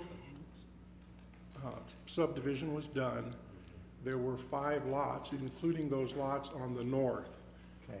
This particular plan, where the A is in location, there's a 30-foot easement that we have to maintain as the owner of this property for the 3 properties or 4 properties behind this location. That is something that we have to create. Well, it's been created, it's 2 20-foot easements now. It's been approved to be 1 30-foot easement by the planners. And we have to maintain that for access to those properties. So that's why the site plan had the buildings turned the way they are now. Is that correct, Mr. Hornbeck? I believe so, yeah. Are those easements that could be changed or vacated in order to accommodate a possible inversion of the buildings? I mean, I'm believe assuming that if we can look at changing the zoning, we could look at changing an easement. Right. An easement could be changed. I don't know if the off-site property owners, if they would have to sign off since they're the ones that are the beneficiaries of those easements. So I'm not exactly certain of the process, but an easement can change. The only reason I bring it up along with my fellow board members is the fact that those businesses that are to the north go right along to the east side of this property right now. Their access point is there, which may re-accommodate this site and the rezoning and such. I believe they use that access, but I do not believe they have an easement to use the access along the east side. What, 9249 and 9277, do their fronts face whatever that street is that goes in the front there? Or do they have their back sides? I'm not sure the orientation of those. Procedural question. Mr. Bennett? This public hearing is dealing with changing it from commercial to light industrial. The site plan is separate, but obviously that's kind of a concern. How much, if we were to approve the change, for limited industrial. Next step is site plan. And this is probably outside the public hearing now. And how much say would we have on that to mitigate some of the concerns that other businesses have? My legal opinion is that we are focusing on site plan concerns and not rezoning concerns. Public hearing should be focused on the criteria for rezoning, which is essentially laid out in Paul's PowerPoint. It talks about conformance with the comp plan and consistency with surrounding zoning.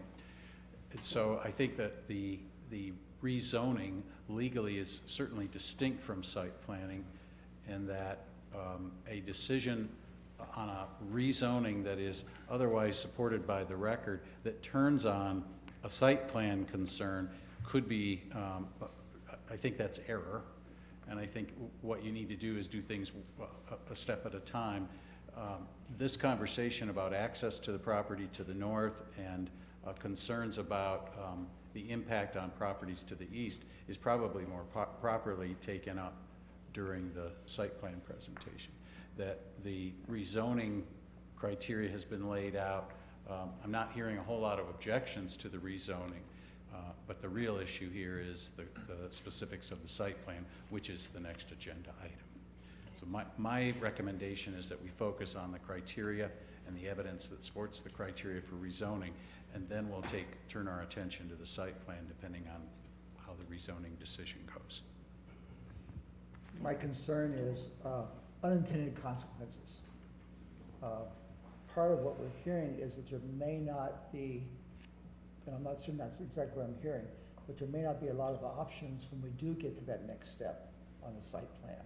So what I'm struggling here with a little bit right now is the whole idea of unintended consequences. I absolutely understand and agree. The issue here is the changing of the zoning, but I'm thinking ahead to the unintended consequences. That's bothering me. Because could we not have reservations about the zoning based on what we're been told about the site plan? I have seen rezonings conditioned on terms that the applicant has agreed to in advance. We have done that. I don't believe that's the case in this circumstance, so I wouldn't recommend that we come up with conditions or requirements on the record, on the fly like that, particularly because the applicant hasn't had an opportunity to prepare for those kinds of things. You know, the narrow question here is whether rezoning should occur. That's what the notice to the public was. That's what the notice to the applicant was. And so my recommendation is to stay closely to the rezoning criteria, understanding that you can have considerable input at the site planning step, the next step. Okay, well, the next step is actually our ordinance followed by the site plan, but Ms. Sharman? Was any comment received from the neighboring daycare? No, But they were part of the notification, correct? they would have been, yes. So I guess just my own comment on this would be, I do have some reservations about. Should I think we should hold that comment till we get to the resolution, because during the public hearing, we're just taking in the evidence, so to speak. So you should reserve your comment for the next segment, I believe. Correct. I do have a rezoning question, Madam Mayor. To the north of this site location, it says the businesses to the north of this, the ones we've already talked about, 9277, 9263, 9249, the purple area on the map, what is that? What is it now? What is that zoned as right now? That's all limited industrial. Limited industrial, okay. Okay. Any other questions from the board, or is there anybody else who wished to speak during the public hearing? This is the opportunity to ask all the questions that are relevant to us making the decision during the ordinance conversation, which will happen next. Correct? That's right. Okay. Seeing nothing further, then I would seek a motion to close public hearing. So moved? Second. motion on the floor from Ms. Sherman and a second from Mr. Baker to close the public hearing. All in favor vote yes, opposed no.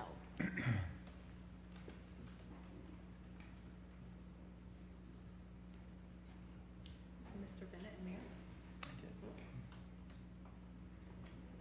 And the public hearing is closed.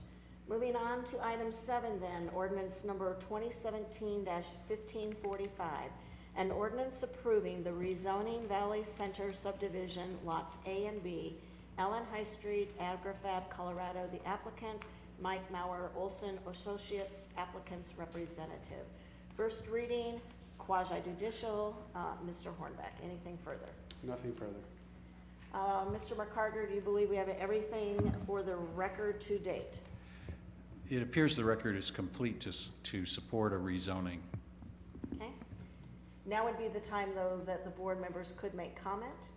So, Ms. Sharman, you could make your comment that you wanted to make. I just have some reservations about this because I feel that it creates an awkward island of general commercial zoning. And I also think that the businesses that are there were built and oriented based off the idea that it was going to be general commercial that eventually was built next to them. And I think to change that in proximity to established businesses, as well as in proximity to the daycare, even though they may not have expressed concern, I think is maybe inappropriate at this juncture. Anything else, Mr. Bennett? I agree with my colleague. I also have some reservations about this for the same reasons. Also, what might be some unintended consequences that would negatively impact existing businesses in the area.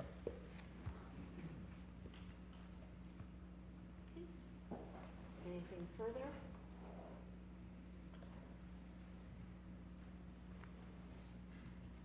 Okay. Then we do have a motion on the floor for ordinance number 2017-1545. Is there a motion? Madam Mayor, I move to approve ordinance number 2017-1545. Second. We have a motion on the floor from Mr. Rennemeyer and a second from Mr. Baker.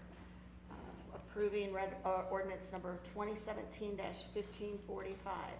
All in favor vote yes. Opposed, no.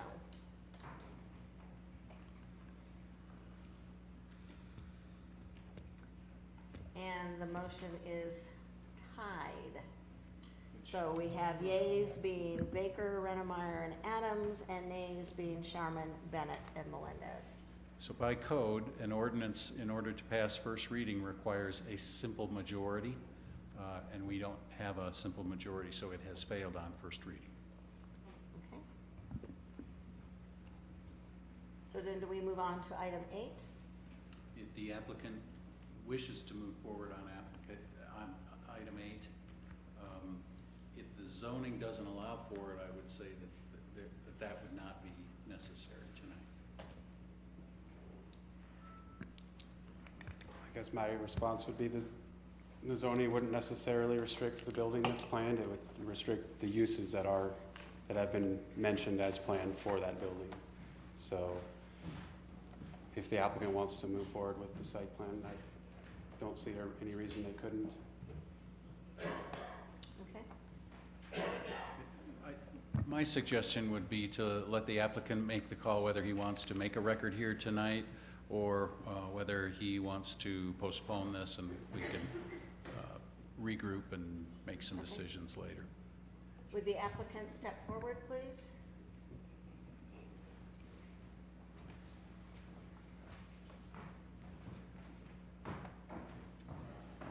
Allen High Street, 9231 Eastman Park Drive.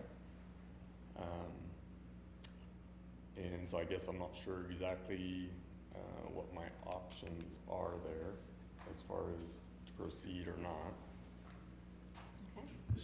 So, Mr. McCarter, would you like to? let me have Mr. Hornbeck speak to it first, and perhaps that will make it clear enough. Just wanted to add one thing that Mr. Ballstadt reminded me of is the proposed site plan does include outdoor storage uses that would not be allowed in the general commercial, so.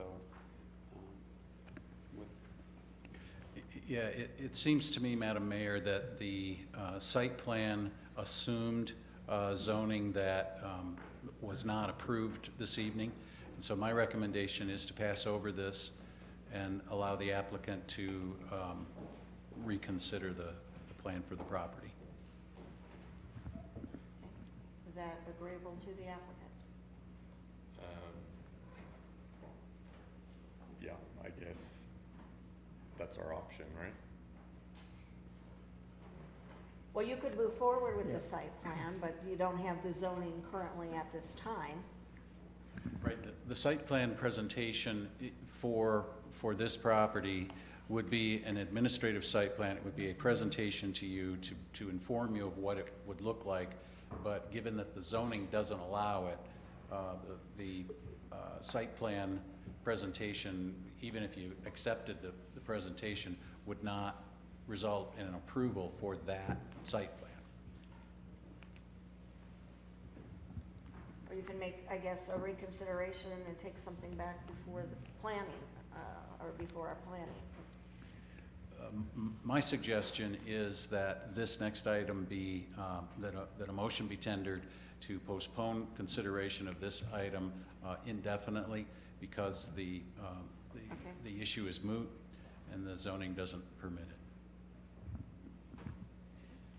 Would somebody like to make a motion to postpone indefinitely? Madam Mayor, I would move to postpone item number 8 indefinitely. Second? Okay, we have a motion on the floor to postpone item 8, site plan presentation indefinitely. Motion on the floor from Ms. Sharman and a second from Mr. Bennett. All in favor, vote yes. Opposed, no. And it has passed unanimously. Moving on to item 9, a public hearing for resolution number 2017-78. A resolution approving the final major subdivision plat for Village East 7th filing.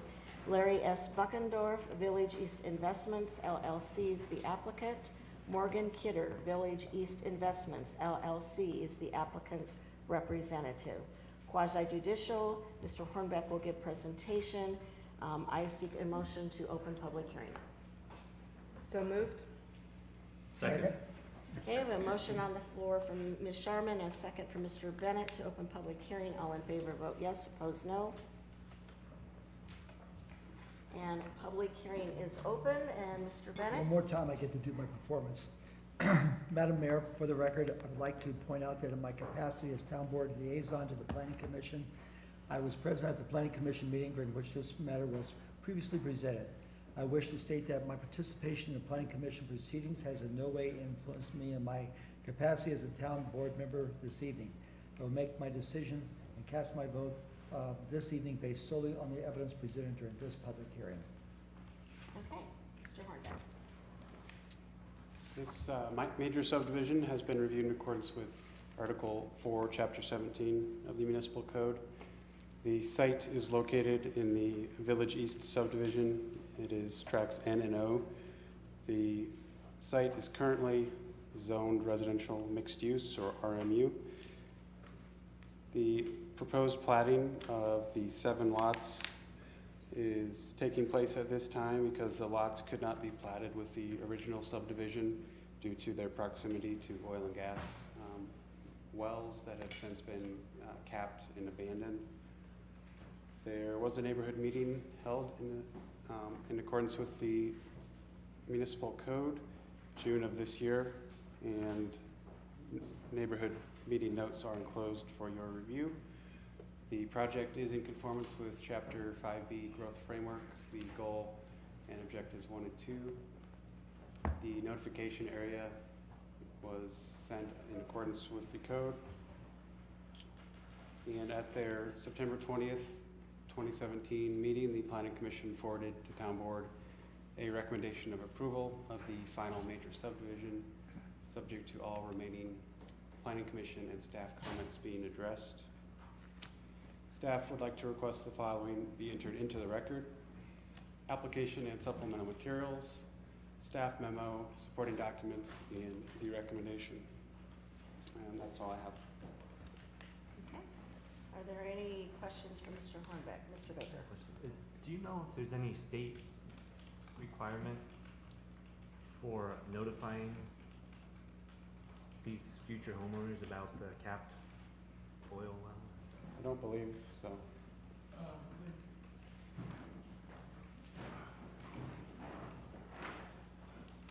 We do normally receive a postcard notification from the operator, and I believe it goes to homeowners within a certain radius. I don't know the radius off the top of my head, but we have been getting those as wells are being capped and abandoned. Okay, will the future homeowners get that notification? If we've already gotten it, I assume they won't get it. Probably not. If it's already been capped and abandoned, then they probably will not receive any notice. And that's probably happening all over town, right? Right, and if anybody is doing their due diligence and purchase of these lots, they can always look at the Oil and Gas Commission website that does show capped and abandoned as well as active. And they can get there through our GIS mapping? Will they? I believe so. Since these wells were in town, we should have an icon on our map, yes. Okay. Any additional questions from board members? Madam Mayor, just also wanted to note the applicant is here if there's any questions. Okay. And did they want to speak before we?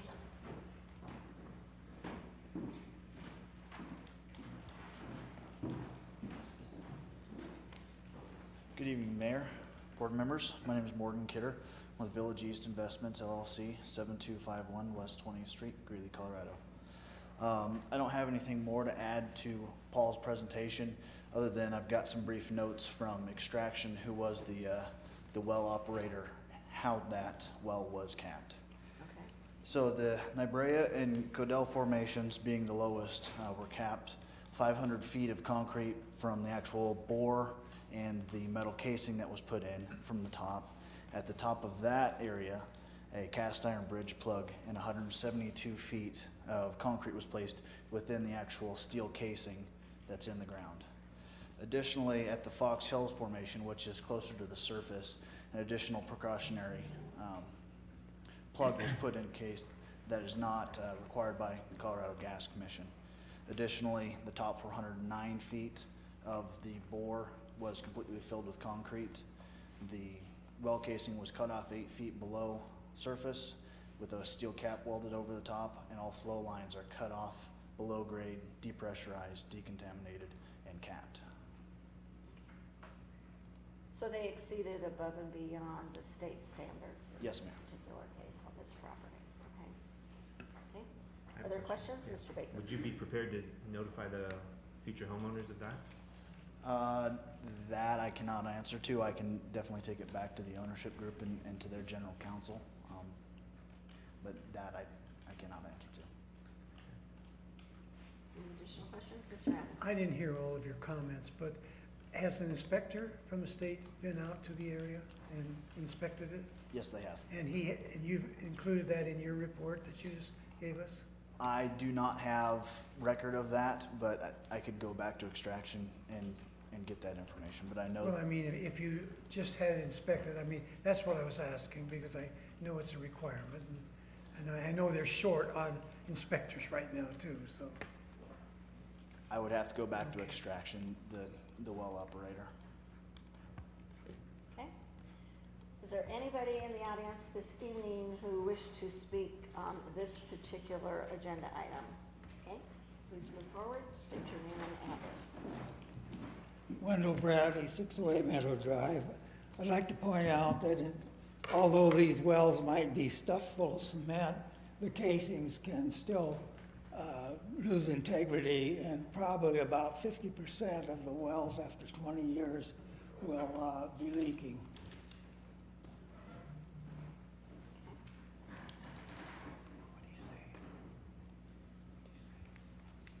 Is there anybody else who wished to address the board on this particular agenda item?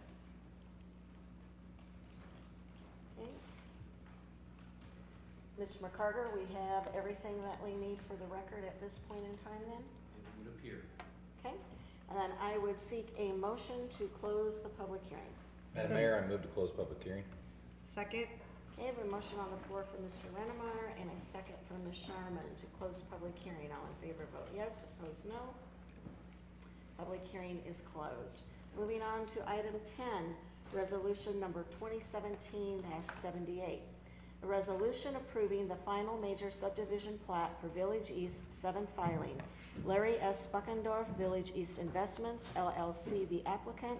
Morgan Kidder, Village East Investments, LLC, the applicant's representative. Quasi judicial, Mr. Hornbeck, the presenter. Anything further to add? Nothing further. Okay. I believe we have everything Mr. McCarter pointed out during the public hearing for the record. That's correct. Any further comments or questions from the board? Seeing none, then I would seek a motion. Madam Mayor, I move to approve resolution number 2017-78. Second? Motion on the floor for Mr. Renemeyer and a second for Ms. Sharman for approval of resolution number 2017-78. All in favor, vote yes. Opposed, no. And the resolution passes unanimously. Moving on to item 11, resolution number 2017-79. A resolution approving the final site plan for South Hill Subdivision 6 filing, final site plan. Brad Florin, The Falls Apartments at Water Valley. Applicant, John Sweet, TST Incorporated Consulting Engineers, is the applicant's representative. Again, quasi judicial, and Ms. Malone will give presentation. Ms. Malone. Thank you, Mayor and Town Board. The item before you is the final site plan for South Hill 6 filing, Lot 1.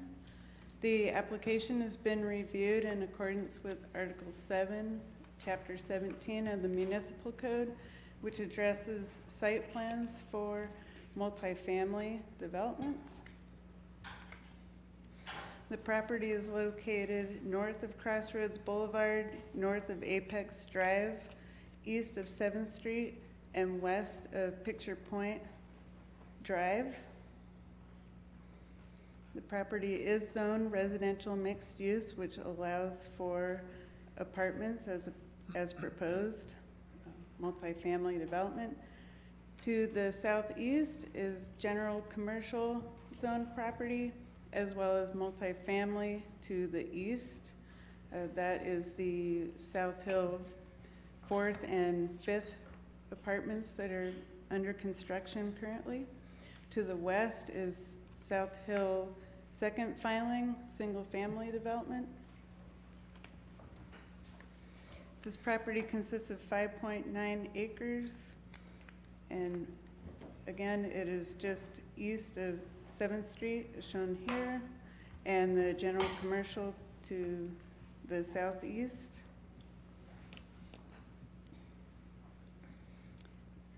The proposal included a height review that the board approved on August 14th. That item did include a public hearing and neighborhood notification. A preliminary site plan was approved by the Planning Commission for this proposal, and on the 20th, the Planning Commission recommended approval of the final site plan with the condition that final Planning Commission and staff comments are addressed. This proposal includes 120 multifamily units, apartments aimed towards 55 and older residents.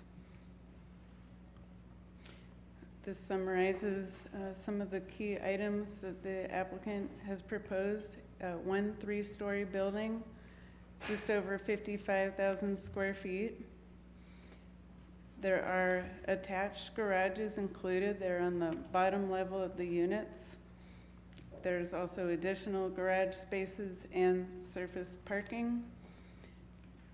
One of the highlights of this site plan is that approximately half of the site plan includes open space and landscaping, and included are centrally located amenities such as pool, putting green, cabana, and also included is a golf cart barn as depicted on the site plan. This is an overview of the landscape plan. Included is a large berm and buffer area along here that separates the property from the single family to the northeast, located along here. Also, the applicant has proposed considerable landscaping along 7th Street as well. Along here are some of the detached garages. Centrally located are the amenities, and to the north is a golf cart barn, and there are pathways that lead directly to the golf course and surrounding properties. This is just a closer view of the landscaping that's provided along the northeastern boundary, again buffering the single family to the northeast, and a view of 7th Street. The applicant has proposed a number of different types of materials and has included some features such as the timber shown here. Again, garages on the bottom level and units on the bottom, 2nd level, and 3rd level. There are elevators that are provided.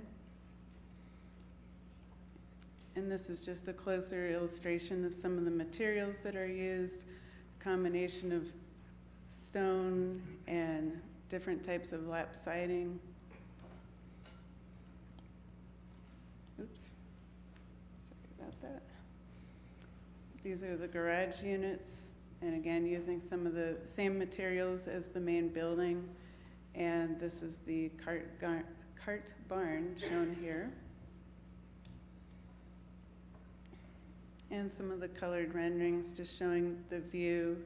This is from the northeast, so this is if you were on the single family lots, and this would be the view in this direction. And the application is consistent with the comprehensive plan, chapter 5B, growth framework, maintaining the character of the community while accommodating future growth that is fiscally and environmentally responsible by providing growth in areas that are currently served by town infrastructure and services, as well as chapter 5C, supporting diverse housing in residential neighborhoods to meet the needs of a variety of family sizes, lifestyles, and income levels, and fostering diversity of housing types and sizes through coordinated land use planning. Additionally, supporting high-density residential near downtown, commercial centers, and mixed-use nodes. The application is also consistent with the Vision 2025 plan, with the goal that this proposal provides a choice for housing in town, not just single-family homes. On September 20th, the Planning Commission recommended approval to the Town Board of the final site plan with the condition that all Planning Commission and staff comments are addressed. And at this time, staff asks that the application, supplemental materials, staff memo, supporting documents, the recommendation, and any testimony heard during the public meeting are entered into the record. The applicant is here as well, if you have any questions for them. Does that conclude your presentation? It does. Okay. Thank you. Are there questions? I have a question. Mr. Adams? Did the applicant say why there's such a variety of garages? It looks like there are three different types of garages for the same type of an area. I'm just curious, why? That might be better directed at them. I know of two types, the garages that are attached to the units, and then there are some that are detached. I don't know the third. Well, the third one, I think, was just an open. Oh, the surface parking? Yeah. Right. I'll let them address that.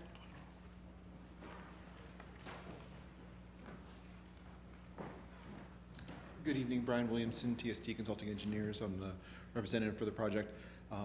We have two different types of garages, as Carla mentioned, attached and detached. There just wasn't really enough building to get as much attached garage as we would have liked, so we have some detached garage as well.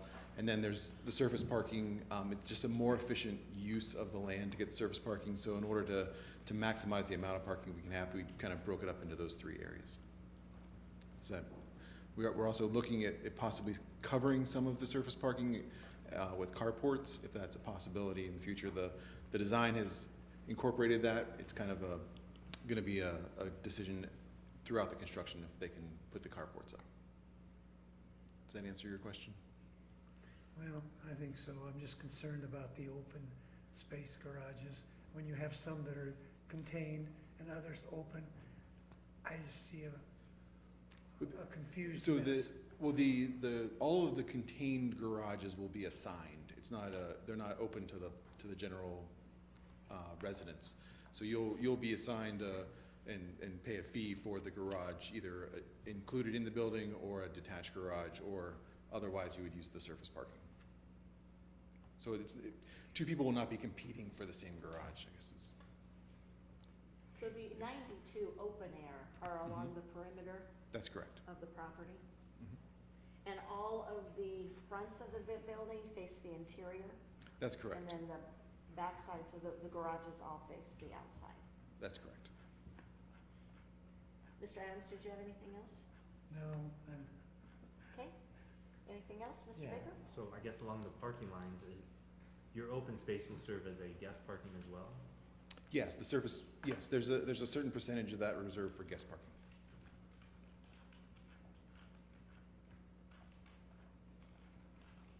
Any additional questions? Okay. Then I believe we have everything we need for the record for this resolution. I would seek a motion.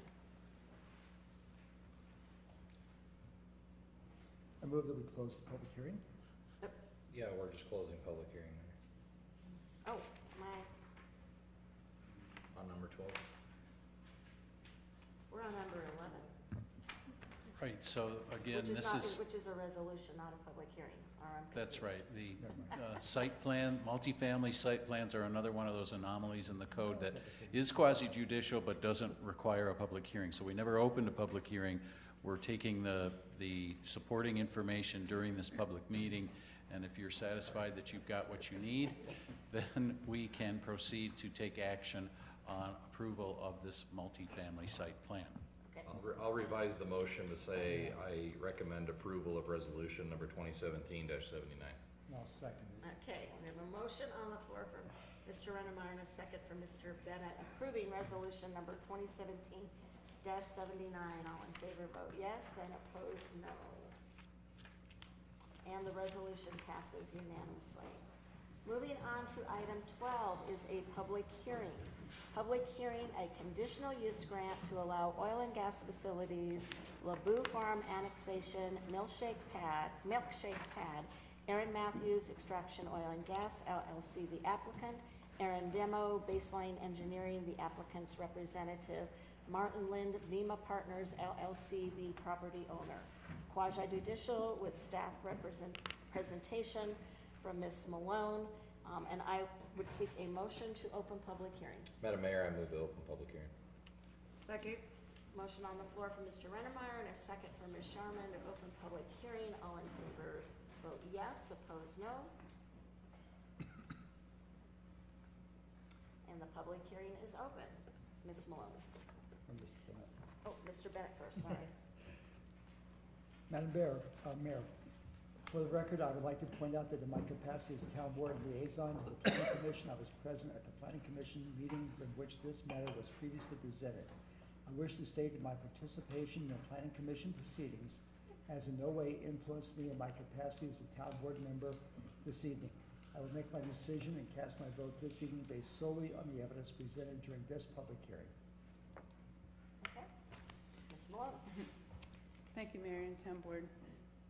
The conditional use grant for oil and gas facility is known as the Milkshake Pad. It is located on the LaBoo Farm annexation.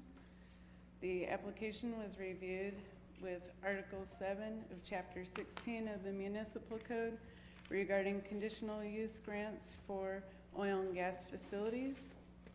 Oil and gas facilities are allowed in any zone district with an approved conditional use grant.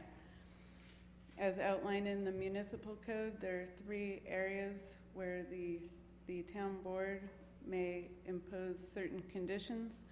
Those are addressing visual requirements, landscape requirements, and floodplain requirements. And this site is not located within a floodplain. The property is located north of Crossroads Boulevard, approximately half a mile, and just east of what would be the County Road 15 alignment, south of Hilltop Estates, and east of the Rain Dance PUD subdivision. The property is Zone O, which is recreational open space, which requires a site plan with the application. This site is an existing pad site. There is also an additional pad site to the north. There's also extractions as well as Kerr McGee. This site, the milkshake pad has 17 current wells, and the applicant is proposing 23 additional wells. The site will be accessed off of Crossroads Boulevard, as shown here. This is an existing access point. This is the same access point used by the pad owners in this area, as well as Great Western Oil and Gas that recently had an approval on a water, oil, and gas site. This is part of the LeBoux Farm annexation, which was annexed in 2016. Properties surrounding this area are mixed use residential to the west as well as to the east, and residential estate to the north, with Weld County properties to the south. The property located in this area is an existing industrial use, and there is a single-family residence in this area. The closest home to the proposed well site is 1,130 feet. The closest occupied building is this building here, again an industrial use, 668 feet away. The site will be reconfigured with the existing wells and tank batteries and associated equipment. The berms will be redone as shown here to add some additional height and landscaping around all sides of the well, with the exception of the southern portion, which will be completed after all of the drilling has been completed. The property owner and developer of the Rain Dance PUD will be putting in the landscaping at the time that the drilling has been completed. The proposed drilling will be done in one phase. The first phase is actually anticipating 17 wells, but the request is for 23. And this just gives more detail on the proposed berming. North is to the left of your screen here.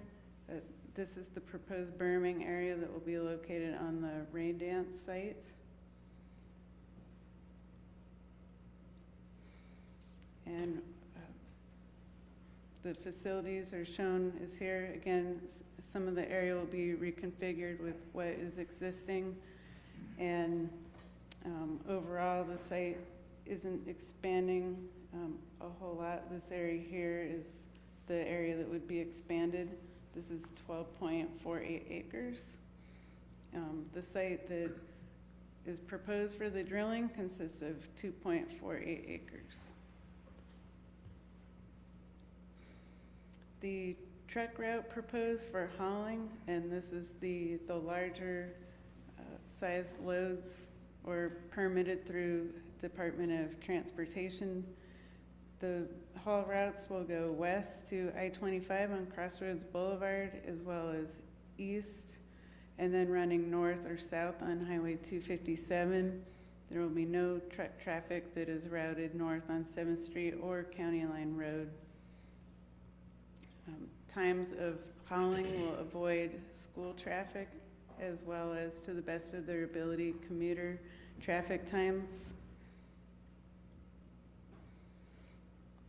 Also want to add that the site will have electric drilling facilities. They will also use pipelines for production, which will reduce the number of the truck traffic. There was a neighborhood meeting on August 15th held at the firehouse, or fire station number 1. There were 8 residents that attended, and those meeting minutes are included in your packet. For this public hearing, the area shown here in yellowish green is the area that was notified, as shown here.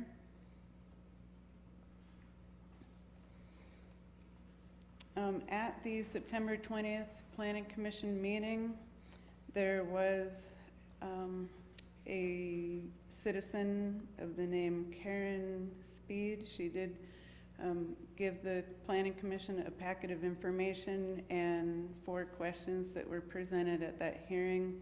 Those questions were answered by the applicant, and those questions are also included in a letter from Mr. Wendell Bradley that has been forwarded to you today.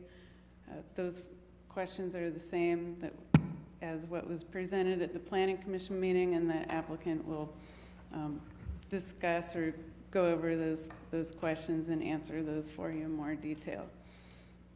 But at the September 20th meeting, the Planning Commission did forward a recommendation of approval to the town board of a number of conditions as listed here and in your packet. All of these are the standard town conditions, with the exception of the 6 here, which are specific to this property. First, that the Planning Commission and staff comments are addressed, and the truck hauling route shall be in accordance with Exhibit A, which it's provided in your packet. I highlighted in the presentation here. The truck hauling will avoid the before school and after school times of 7:30 to 8:15 a.m. and after school 2:45 to 3:30 p.m. Landscape, as shown, will be completed no later than 60 days after the final flowback phase. And any sound walls will be set back a minimum of 30 feet from any permanent trails and other public amenities. These are the town standard conditions, and there are a few changes that I will briefly highlight here. First, these are all, for the most part, reiterating state requirements, and they're pertaining to the drilling and production plans that will need to be submitted after the public hearing and prior to approval of the zoning certificate. The applicant must keep the site well maintained and clean. That includes public streets. As far as site lighting, staff has worked with the applicant to provide more stringent lighting criteria, that no lighting shall be installed higher than 15 feet above ground level to help mitigate light pollution. Temporary screening and sound mitigation. This again is the town's standard condition, with the exception that hay bales or temporary sound walls, or both, will be provided to help mitigate sound to nearby homes. There will not be fencing in this case. There will just be landscape berms. The applicant will be utilizing electric motors in order to mitigate the noise impacts associated with truck motors.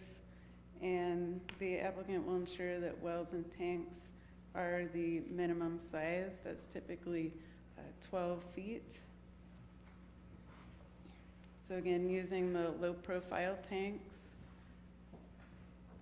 The applicant will also adhere by all of the state and federal laws as they pertain to EPA, the Colorado Health Department, and the, let's see here, and air emissions.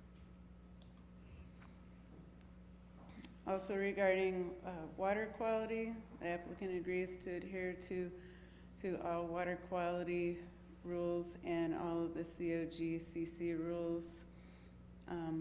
Also included emergency containment,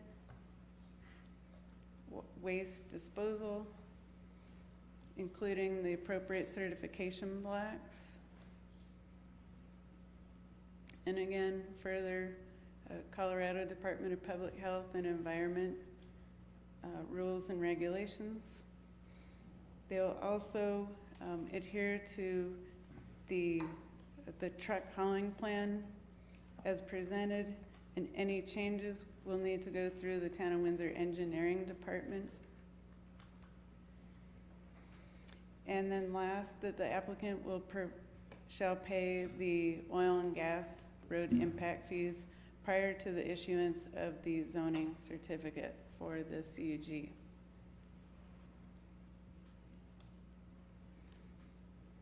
Staff requests that the following be entered into the record: the application and supplemental materials, the staff memo supporting documents, all testimony presented during the public hearing, and the recommendation.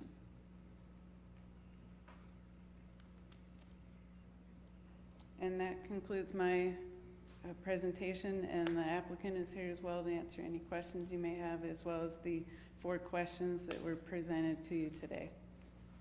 Okay. Are there questions from the board? Yes. Mr. Bennett? A couple things.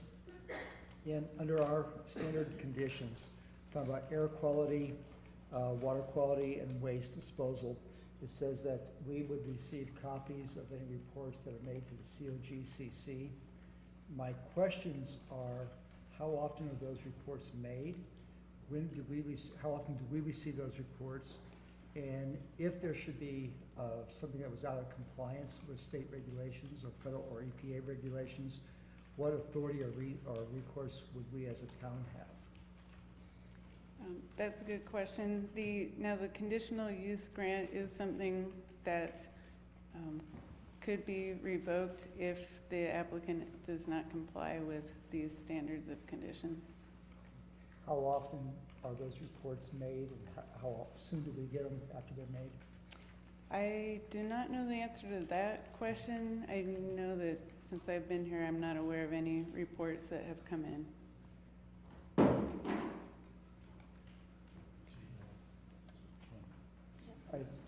Go ahead. I had one other question.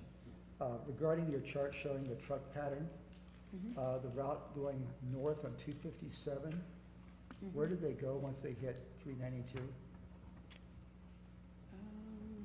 Once they get to 392? Yeah, they go north on 257. When they get up to 392, where do they go? I believe they're heading east on 392. East? Okay, so we're not going down Main Street. Correct. Okay. No Main Street traffic, no 7th Street Okay, traffic. all right, thank you. Okay. Any additional questions from the board? Mr. Renmeyer? My question might be for the applicant.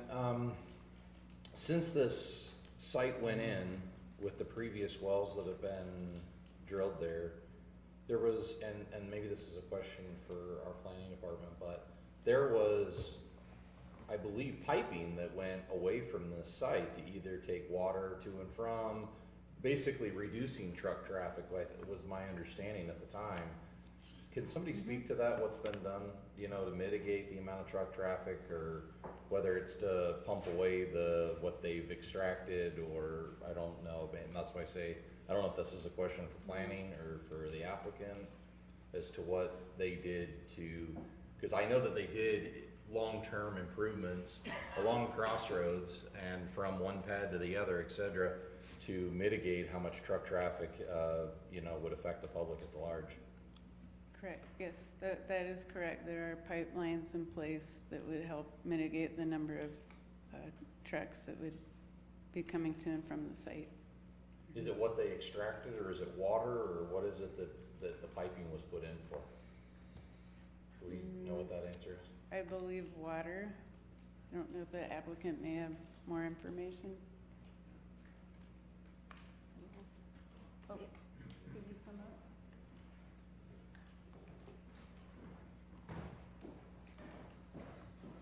Madam Mayor, members of the town board, thank you for the time. My name is Blaine Thingstead. I work with Extraction Oil and Gas at 370 17th Street, Denver, Colorado. Question in relation to the midstream takeaway from this area that was installed maybe as long back as 2014.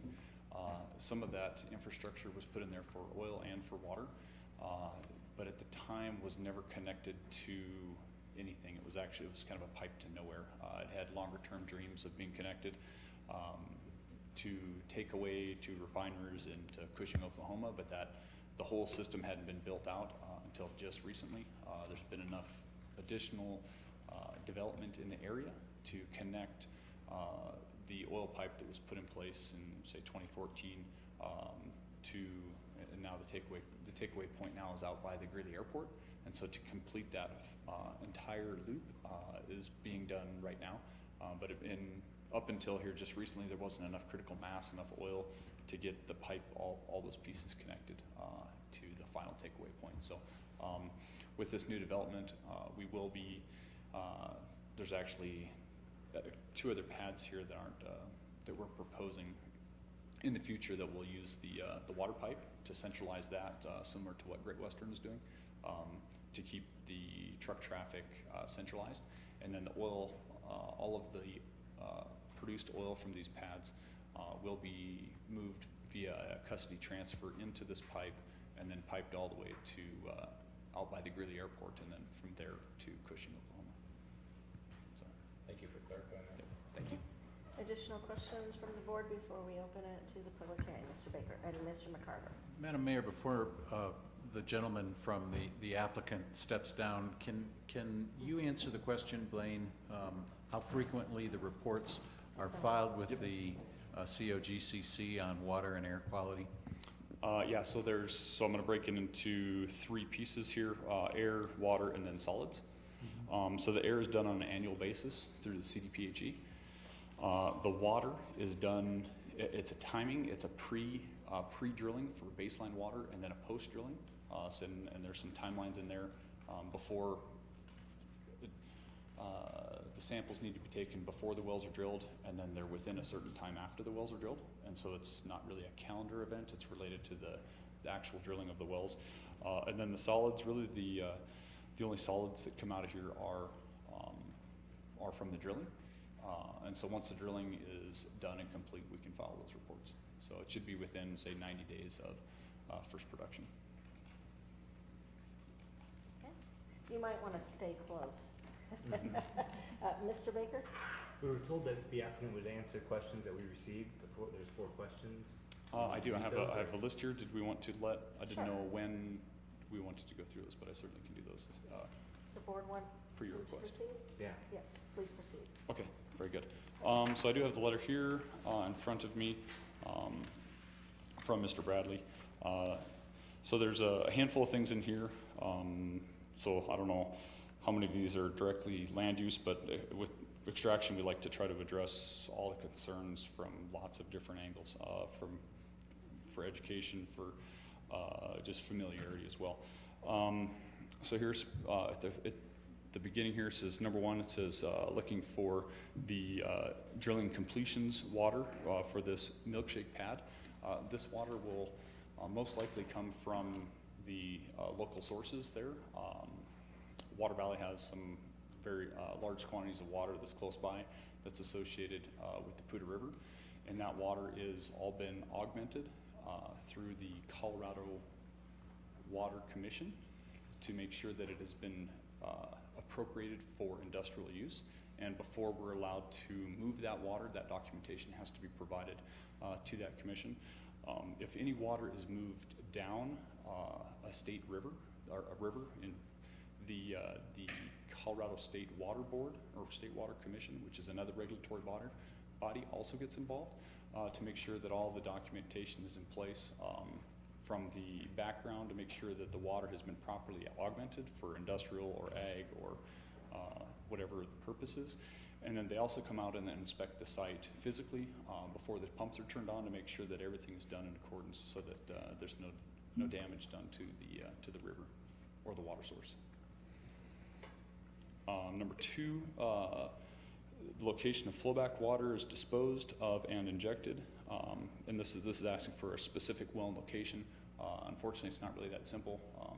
So there are maybe as many as 20 saltwater disposal wells in the Weld County area with large capacities, and depending on those capacities and other wells in the nearby area, the trucks and the water may go to different places. So it's kind of tough to say it's the specific well because we have contracts with NGL Water and Expedition Water to take that water. We try to minimize the amount of traffic associated with that. So if there's wells that are closer or further away, we try to work with the local provider along with the other companies that are bringing their water to make sure that we don't have trucks, driving further than they have to. Number three is talking about radioactive filter socks, and we actually don't use any of that. That was new to me, new to a lot of my guys there as well. We do have solid waste disposal, and so there's been questions a lot recently in the news with the disposal of cuttings. And there's basically two types of cuttings that we have. There's the cuttings that are drilled from surface to about 1,500 feet, and those are the cuttings that are relatively close to underground sources of drinking water. And so what we do with those is we drill that with fresh water with maybe a little foam, nitrogen foam or soap to help lift those cuttings out. We'll dry those out and take those to, currently we're taking those to a land farm up north by Pierce, and then that's included in our Form 2A with the CRGCC. That's to dispose of those. And then there's other cuttings that are from the, say, 1,500 foot depth mark all the way to the total depth of the well. We drill that with an oil-based mud. It's an emulsion between oil and water, and we use that to, that fluid is used to help keep the bed cool, keep hydrostatic pressure on the well, and then also clean the cuttings from the bottom of the well to the surface. Those cuttings are run through a centrifuge and then disposed at a landfill. So we do not, there are lots of different ways that companies can dispose of those. Land farming is an option there, but we've chosen to dispose of those at an approved waste management facility. And then there's been, kind of double backing on that, there's been a lot of talk recently about, it's called T-norm or norm. It's a naturally occurring radioactive material. I don't know how many of you guys have radon in your basement, but the Front Range here is full of stuff like that. So what we've done here proactively in the last few months, because we caught wind that this was coming, went around with basically a hand Geiger counter that's fairly sensitive. We went to lots of different facilities, drilling, completions, facilities that were being plugged and abandoned, took that hand sample around, identified upwards of 1,000 different tests. They're local spot checking, and then we took 200 of those and sent them to the lab to look at, to get a more specific reading. And of those 200 samples that we sent to the lab, we had 0 samples came back above the regulatory limits for T-norm. So, and actually a whole bunch of those came back as non-detects. So there's been some concerns here with the disposal and the radioactive nature. We feel that there's been a lot of questions raised and concerns and compliance, and we feel that there actually isn't a problem. So because we've gone out there and done lots of hand checking, and then we've taken a pretty good wide variety of samples and actually sent them to the lab and had them analyzed.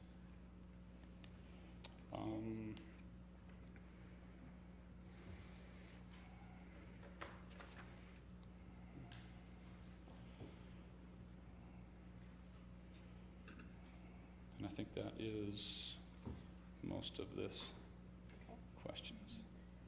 So, Mr. McCarter, we should probably make note that we did receive that letter from Dr. Bradley this evening, and that is going to be entered in as a document, as a record for this hearing this evening, correct? That's correct, Madam Mayor. Are there any other questions? Okay. Oh, Can I clarify one more thing? We were talking about the midstream infrastructure with the oil pipe and the water pipe.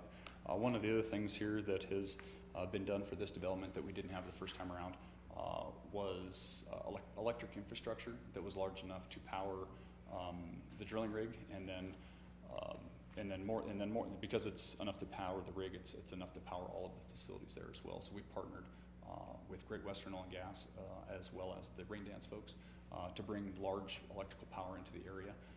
So that's something that we've had to offer this time around that we didn't have before. Okay. And I just have a general question. There appears to be about 27 some general conditions tied to your CUG this evening. And as the applicant, you're willing to conform to all these conditions that are set therein? Yeah, Madam Mayor, we've worked closely with with Carlin, town planner, and have gone over those a few times and with the staff, and yes, agreed to all those conditions. Thank you. Okay. Okay. At this time, we will open the public hearing then to anybody in the audience who wishes to come forward and address the Wendell town. Bradley, 608 Meadow Drive. Contrary to what he just said, Karen's issues were not answered. For example, you can't answer where the water is coming from by just saying local sources. We need to know what sources, and we need to know about the augmentation plan, whether the town's involved in that augmentation plan. And then on the 20 disposal wells, we need to know which wells that they're going to settle on. And it's true that they can't put the waste in those disposal wells at a high rate because it causes earthquakes, as we know from the experience in Greeley. So that's something to also consider. So we need to know which wells, we need to know the specifics on these things. And he said we don't use filter socks, which means that they don't recycle their water. So they use it once. And that means that they take it to a disposal site and ram it down into the earth, never to be seen again. So that removes that amount of water from the hydrologic cycle forever.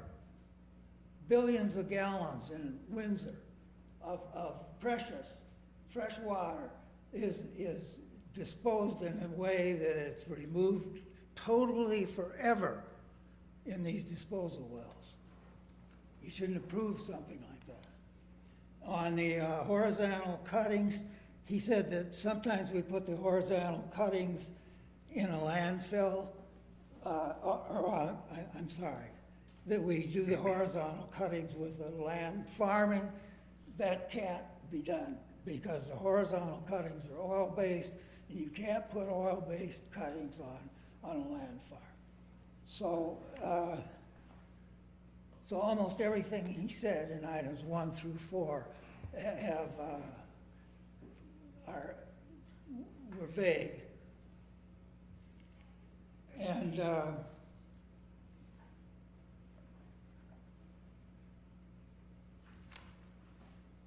I think you'll be negligible if you grant this CUG before all these use issues are settled. The public needs to know the independent measurements of the radioactivity. These drill cuttings are radioactive. And they're saying that we measured it and it was okay. And then you ask them and they say, but our measurements are proprietary. So we don't know what the radioactive content is. So you just can't grant a CUG until you know the answer to these questions that I posed. They didn't answer. Could I have some more time, please? I noticed that the woman who wanted to do spiritual solutions to our economic issues got 5 minutes. I don't believe so. She was. I believe she on the did. I timer as timed her well. and I watched the So clock. you can conclude your thoughts, but I'm not gonna let you continue All right. on forever, so conclude your thoughts, please. Okay, I followed some truckloads of the waste from the recent Windsor horizontal drillings to their destination. And they went to the waste management site on Highway 14, and they were dumped on the ground adjacent to the actual dump. And they were just stacked up in numerous piles, apparently waiting disposal. And that is surely a violation. So who measures the radioactivity? You can't go out there with a Geiger counter and measure. You have to know the picocuries per gram, and and those measurements have to show that the picocuries per gram is under 30 for them to dispose of the way they're disposing of it. So then they say that's proprietary. We can't accept their measurements. I mean, you know, the fox guarding the hen house. Wake up. Let's see if I Are you have something completed? else. You have 30 seconds. You know, they have to have a valid water permit. So when they just say local sources, that's not enough. We need to know their water permit. We need to know their augmentation plan. And I've asked Mr. Rennemeyer to make that information available to me, and he hasn't answered. Okay, thank you. Is there anybody else this evening who wishes to come before the board on this item? You can't prove it. So these issues are settled. Good evening, Jana Klein, 1283 Hilltop Circle. Thank you for allowing me to speak tonight. I'm going to be a little shaky because I'm very passionate about this topic. I'm here tonight to ask you to consider denying the Milkshake Pad conditional use grant application. My family currently lives 4 houses away from the Pavistma site, which sits directly to the north of the projected Milkshake site. With the Pavistma site, we have found extraction to be a poor neighbor who compromises our environmental safety and health. Some examples are the noise that keeps you up at night, the vibrations that make you feel like you've been in a bobcat driving all day.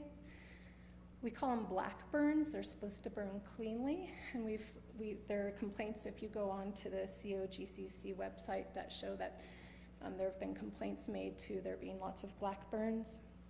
There was an explosion, I believe, on 3515 that I believe cracked windows in our neighborhood.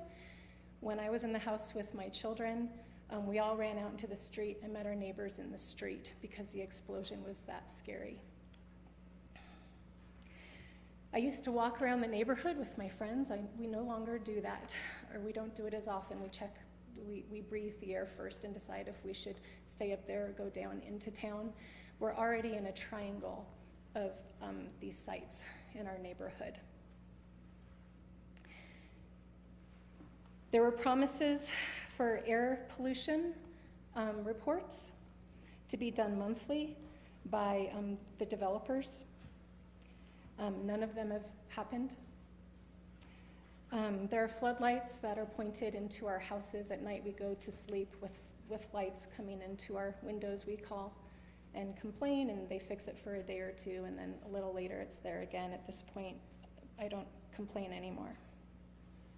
There have been numerous promises to follow regulations, but residents still have to complain to get compliance.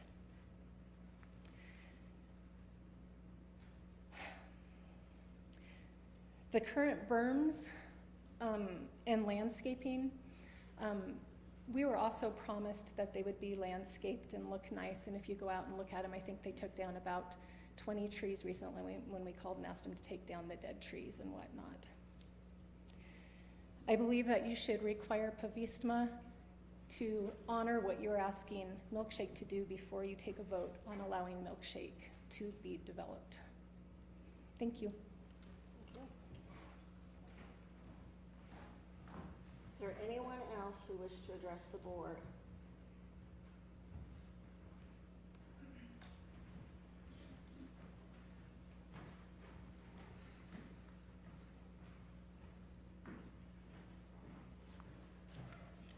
Yes, I'm Diane West. I live in Windsor next to Poudre Park.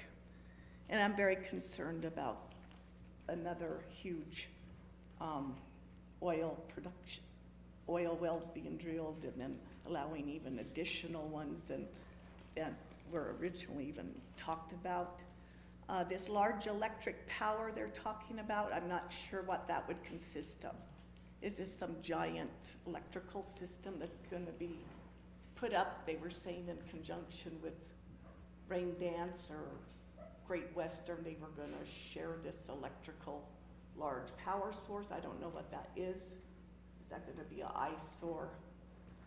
But most of all is we already gave up part of our Poudre River Trail that the town worked so hard for people to be able to enjoy. So Rain Dance first takes it hostage and makes the town move our trail. Now the milkshake.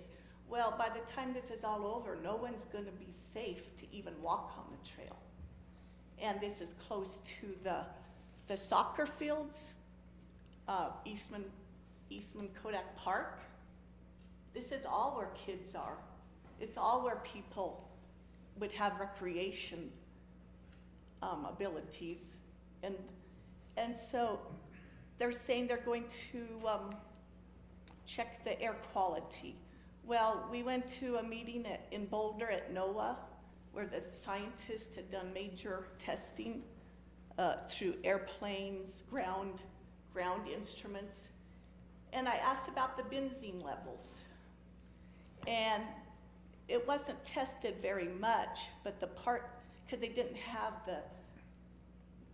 benzene has to be tested with the ground instruments, not from the flyovers and all that. So the only instruments they had was close to Platteville. Well, Platteville was off the charts, way over the allotment of anything safe on benzene. So this benzene really has me concerned in our area.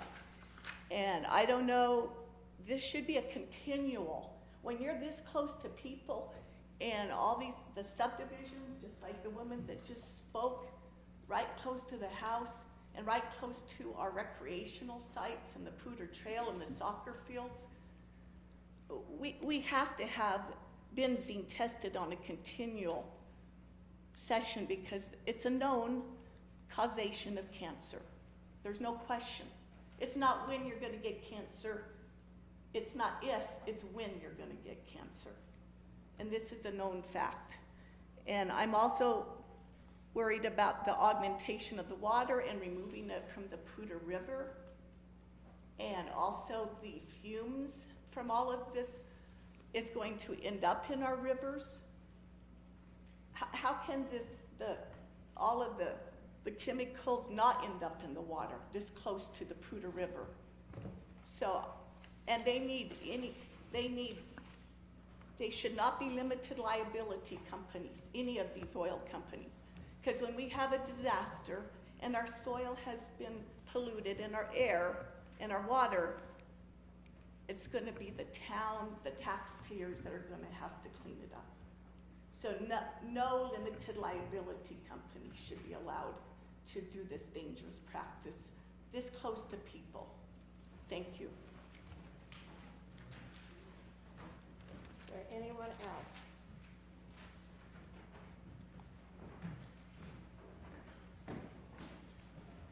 My name's Steve Klein. I'm at 1283 Hilltop Circle in Windsor. I live pretty close to the current Pibisma site. That was my wife that spoke a few minutes ago. I'm a teacher at the high school, and I've been a teacher here for 14 years, and I'm concerned about the long-term impact of this type of development on our schools specifically. Specific to this site, we were told by the developers in the area, Water Valley, that there was plans for a future middle school in the area on that open space. And so, first of all, there's direct concern that another oil extraction site is close to a future middle school. But even if there isn't, if you look at the current houses that are in the area, in the ones that are going to be built to the west, the property values of all those houses are impacted by these sites being there because they are eyesores with regard to our neighborhood. Everybody that's within the sight lines of this site, their property values have been hurt. And for the schools, that means that the property taxes collected are brought down as well. So I think they're asking to be given free rein again in another site, but we're not really considering the long-term cost to the people of Windsor. And so before giving them more opportunity, I think they should have to clean up what they've done with these other sites and prove that they are good neighbors before just giving them another chance in this case. And I would encourage you to not approve this conditional use tonight. Thank you.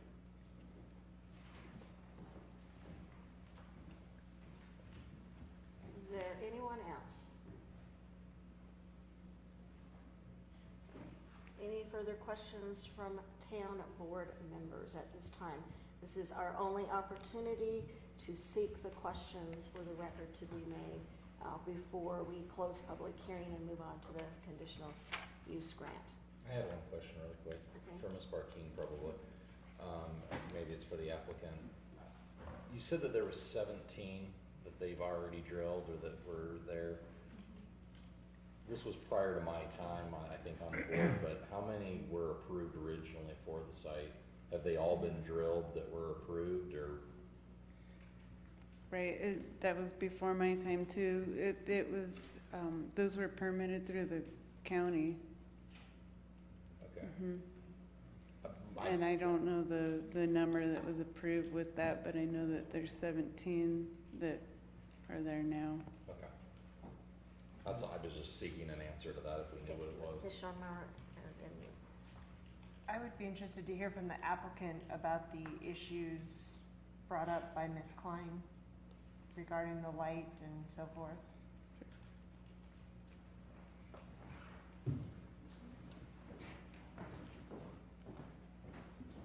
Thank you, Town Board. So I tried to write down some questions here. If I miss some, please bring me back and I'll do my best to answer those. Can you move the mic up just a little bit? Because I'm sorry. you're tall and the voice is not quite carrying. Yep. So. Apologize. Is that better? We'll Yes. see. Question, I'm going to kind of work from the bottom up, was on electric power. The power that we're bringing in for this development, along with the rain dance and the subdivisions and golf courses and et cetera that are planned out here, all that power is coming through Poudre Valley REA, and those lines are all buried. And there you may see some power junction boxes, but those will all be buried subsurface lines, so it shouldn't affect any view shed, maybe some green boxes on the side of the road, and should provide a lot more reliable power for the area as well. There were some questions on, a lot of questions concerned around air qualities.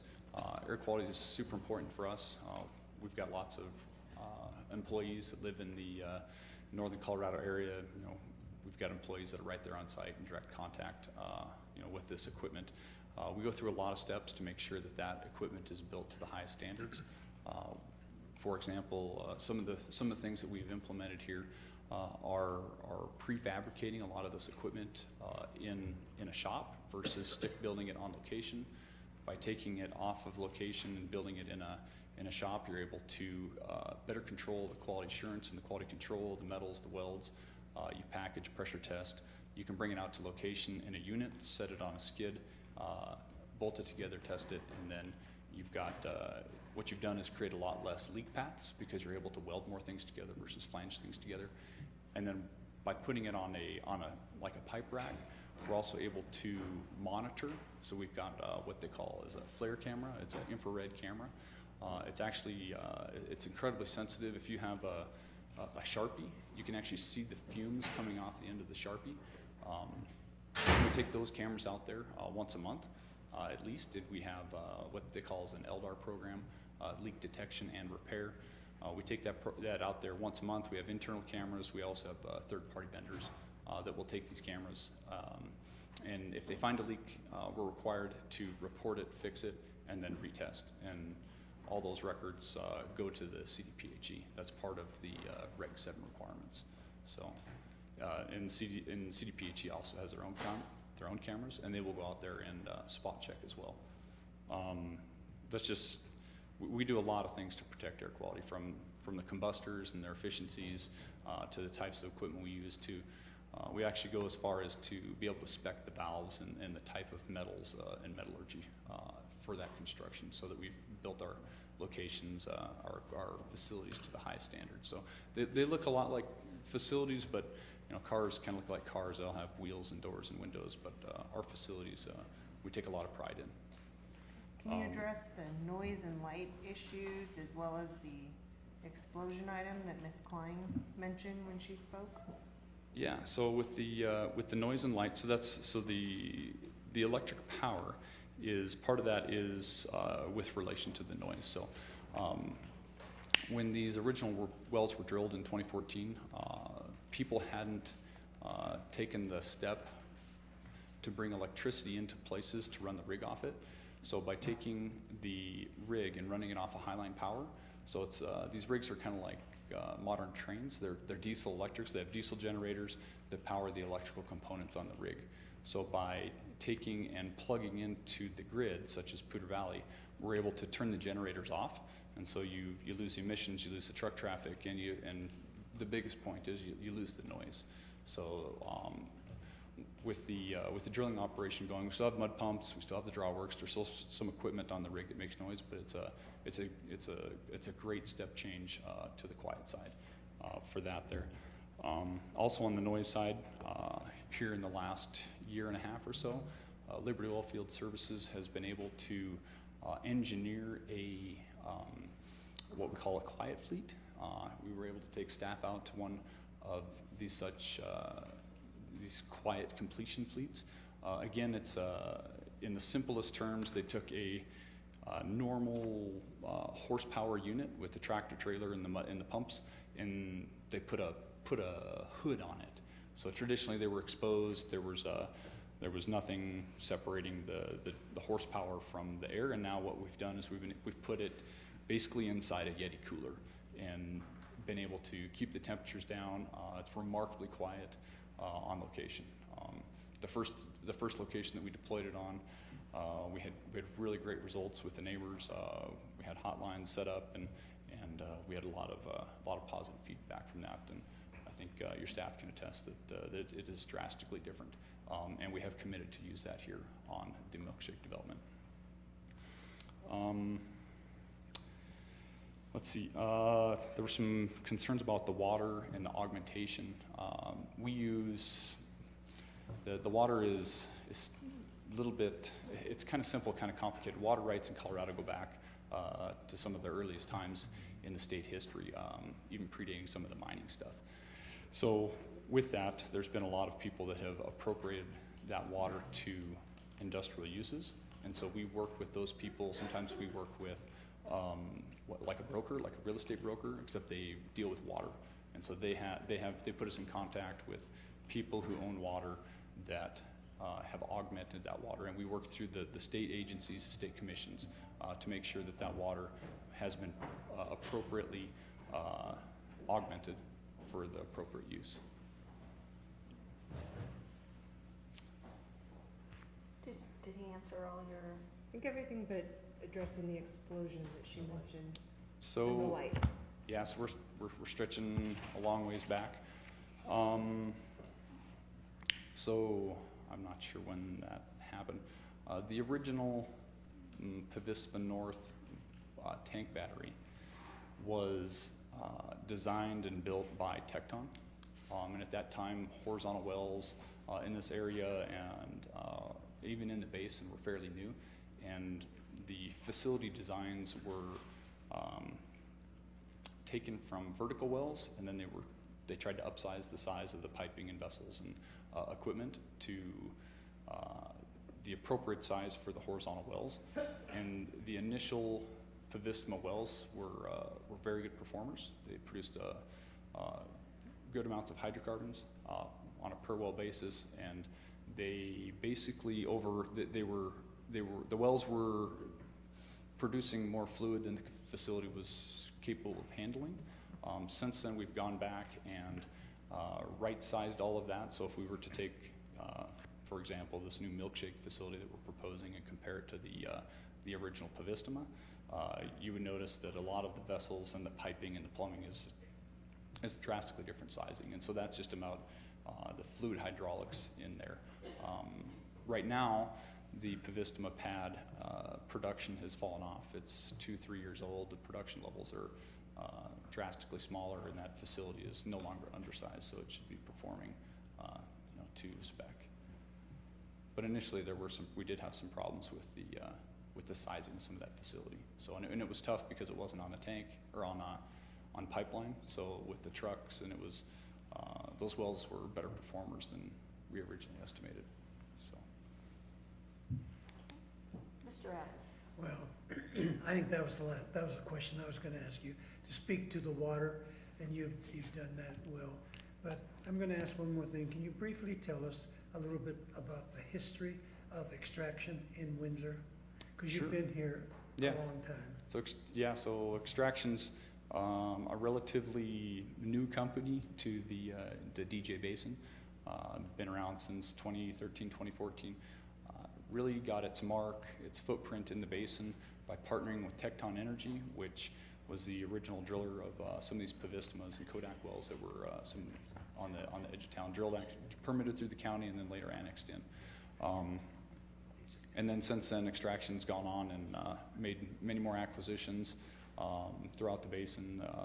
There's been some Bayswater, some Sundances, some Mineral Resources, some trades and swaps with Nobles, and we continue to trade and swaps with Great Western and other companies. Today, Extraction employs 225 people directly between the Denver and the Greeley office. About half of those in the Greeley office. Direct contractors are probably 3 times that. And I think as a size of company relative to our peers, we're right about the 3rd largest producer in the basin. So It was unfair for me to use the word briefly, but I think that's all I wanted, and I think you just need that opportunity to speak to that too. Thank you. Okay, Mr. Bennett. I think this is for Ms. Malone. The conditions laid out are being suggested for this conditional use grant. How do they compare to previous conditions of the previous conditional use grant for extraction in this area? Are they more stringent, less, the same? These ones are actually a little bit more stringent because we address the lighting more. In addition to, let's see.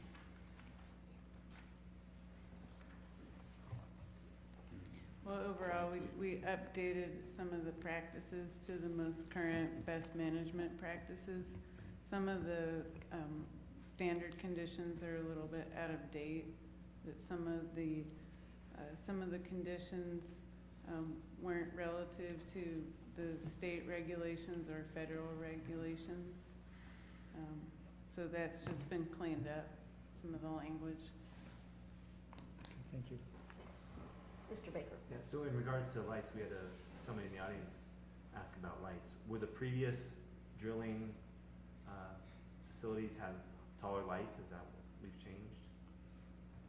So with the drilling, so the derrick, the rigs are still the same height. So, and we have to have lights on those for safety reasons. But really, when it comes to lights, so before we had sound walls, we'll have sound walls around that again. Those are about 30 feet tall. So they do a pretty good job of keeping the direct light in. The derrick is taller than that, but in general, we try to keep the light.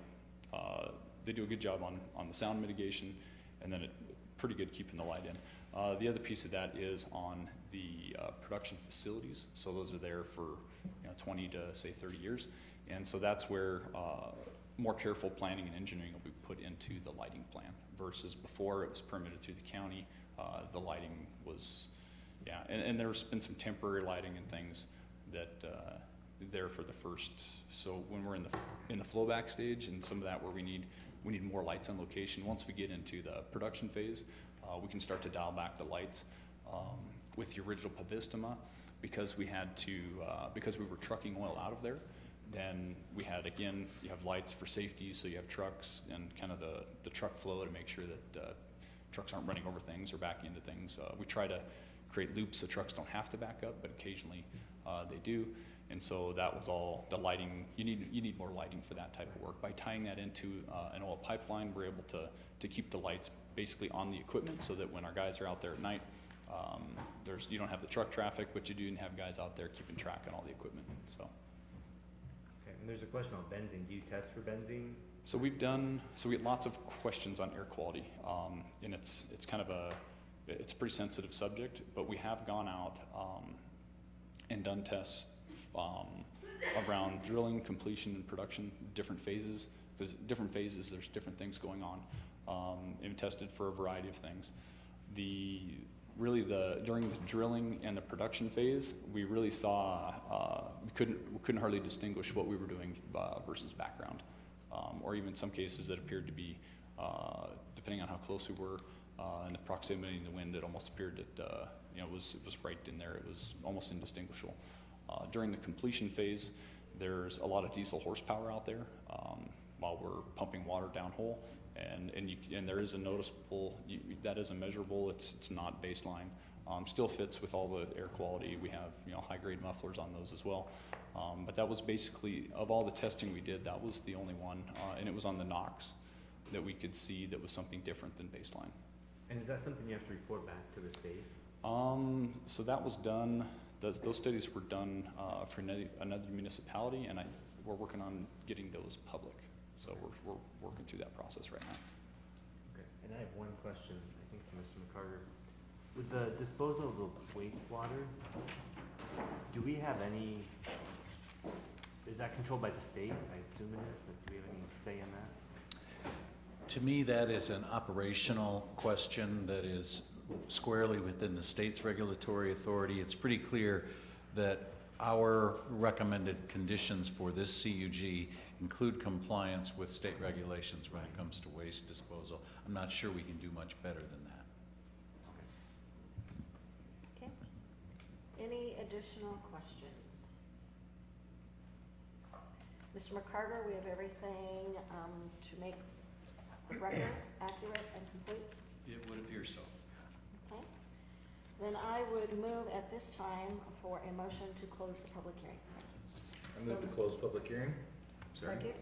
We have a motion on the floor from Mr. Rennemeyer and a second from Ms. Showerman to close the public hearing. All in favor vote yes, opposed no. Public hearing is closed. Moving on to item 13, a conditional use grant for oil and gas facilities. Laboo Farm Annexation, Milkshake Pad, Aaron Matthews, Extraction Oil and Gas, LLC applicant, Aaron Demo, Baseline Engineering, applicant's representative, Martin Lind, Vima Partners, LLC, property manager. Quasi-judicial, Ms. Malone, anything further to add? Nothing further to add. Okay. Mr. McCarter, anything further we need to take into consideration? No, Madam Mayor. Okay. Board, any additional questions or comments? If not, I would seek a motion for approval. Madam Mayor, I would move to approve ordinance number 2017-1541. Well, wait, first of all, don't we have to approve just the conditional Oh, I'm use grant? sorry. I'm sorry, we're back at 13. I apologize. I would move to approve the conditional use grant as presented. Okay. We have a motion on the floor from Ms. Sharman and a second from Mr. Adams approving the conditional use grant as presented. All in favor vote yes, opposed no. And it passes unanimously. Moving on to item 14, ordinance number 2017-1541, repealing, amending, and readopting Chapter 17, Article 15 of the Windsor Municipal Code with respect to road impact fees. This will require a supermajority vote. It is second reading and legislative action. Mr. Balstead. So if I can interrupt first before he starts, apparently the Wi-Fi's out. We're not certain if a timeout or something at 10 it went off. So if you have need for that on your iPads, I apologize. You can still get everything on your computers and such. Do you have? My iPad, but I put it on iAnnotate, so it was already on there previously, so I don't know. So I just want to apologize, but we were not able to get it up. So Okay. we'll make sure that we have it for longer meetings in the future. Okay, Sorry. Need a bill. okay. Mr. Ballstead. Thank you, Madam Mayor, Town Board. As you recall, the Town Board adopted the roadway improvement plan at the last meeting on September 11th, and that plan identified $131.7 million in road improvement needs. The purpose of this road impact fee ordinance, purpose of the road impact fee ordinance is to establish a system that imposes road impact fees on new development so that growth pays its own way on a pro rata basis. As part of the ordinance, we held a joint Planning Commission and Town Board work session on June 19th, a stakeholder meeting on June 29th, and another joint work session of Town Board and Planning Commission on July 17th. The only changes to the ordinance that have occurred since first reading is the change to the heading of section 1715-100, which previously did not distinguish between the annual review and the 5-year comprehensive review.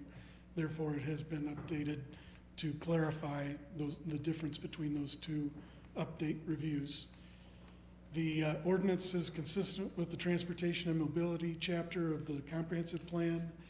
It's consistent with the transportation element of the Vision 2025 document, and the financial impact would result in updated road impact fee collections based on the more current updated fee schedule.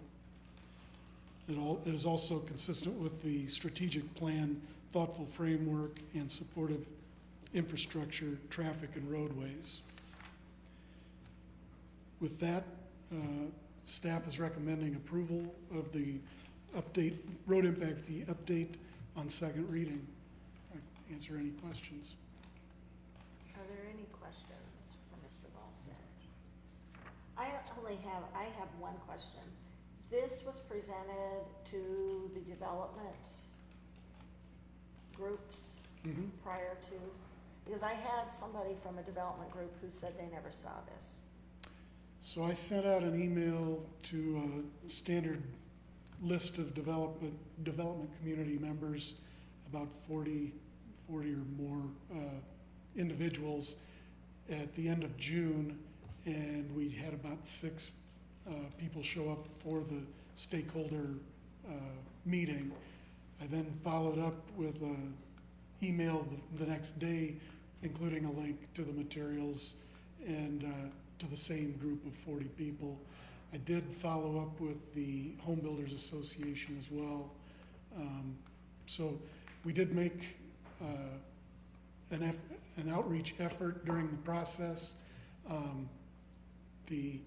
I guess, final revisions, I was just looking through my emails as well. I don't think I sent the final revisions after the stakeholder meeting.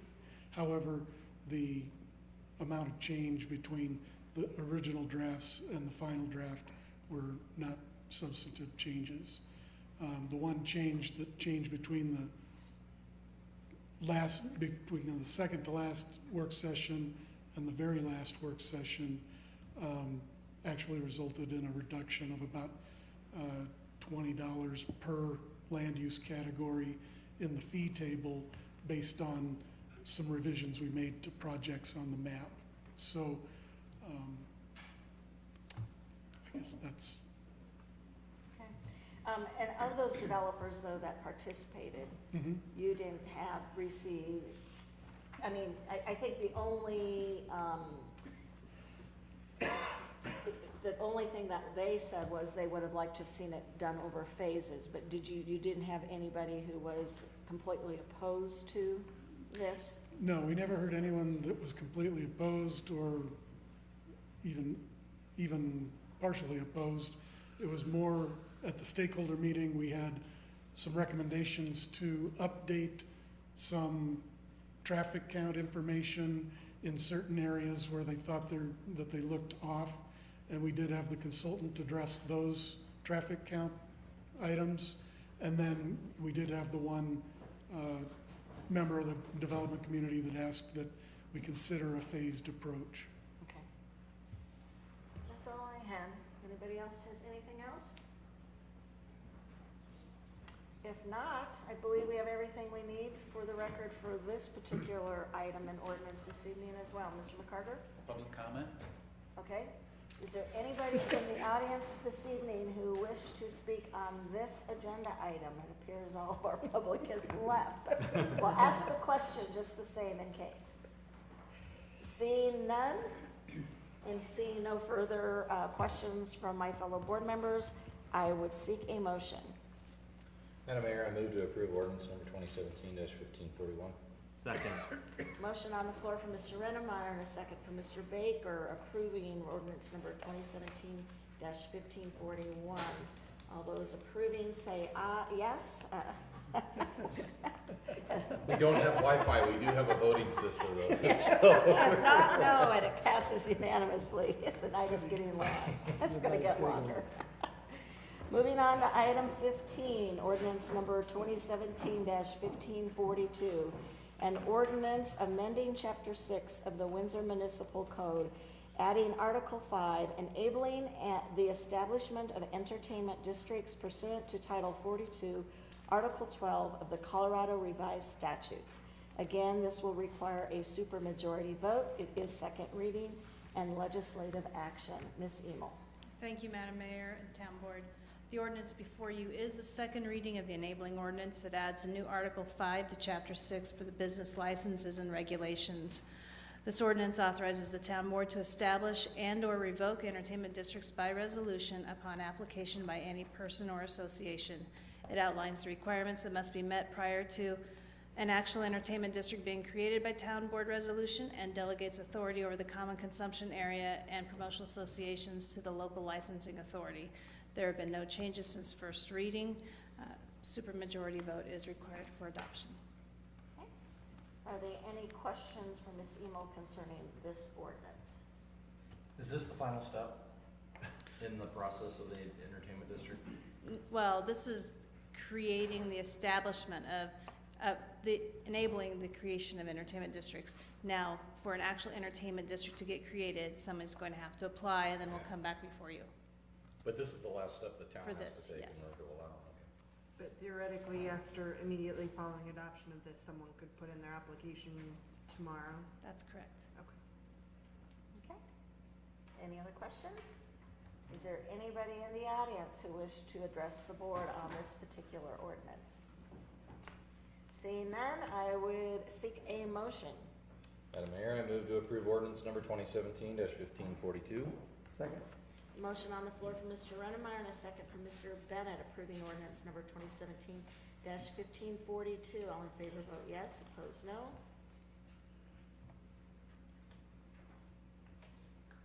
And it passes unanimously.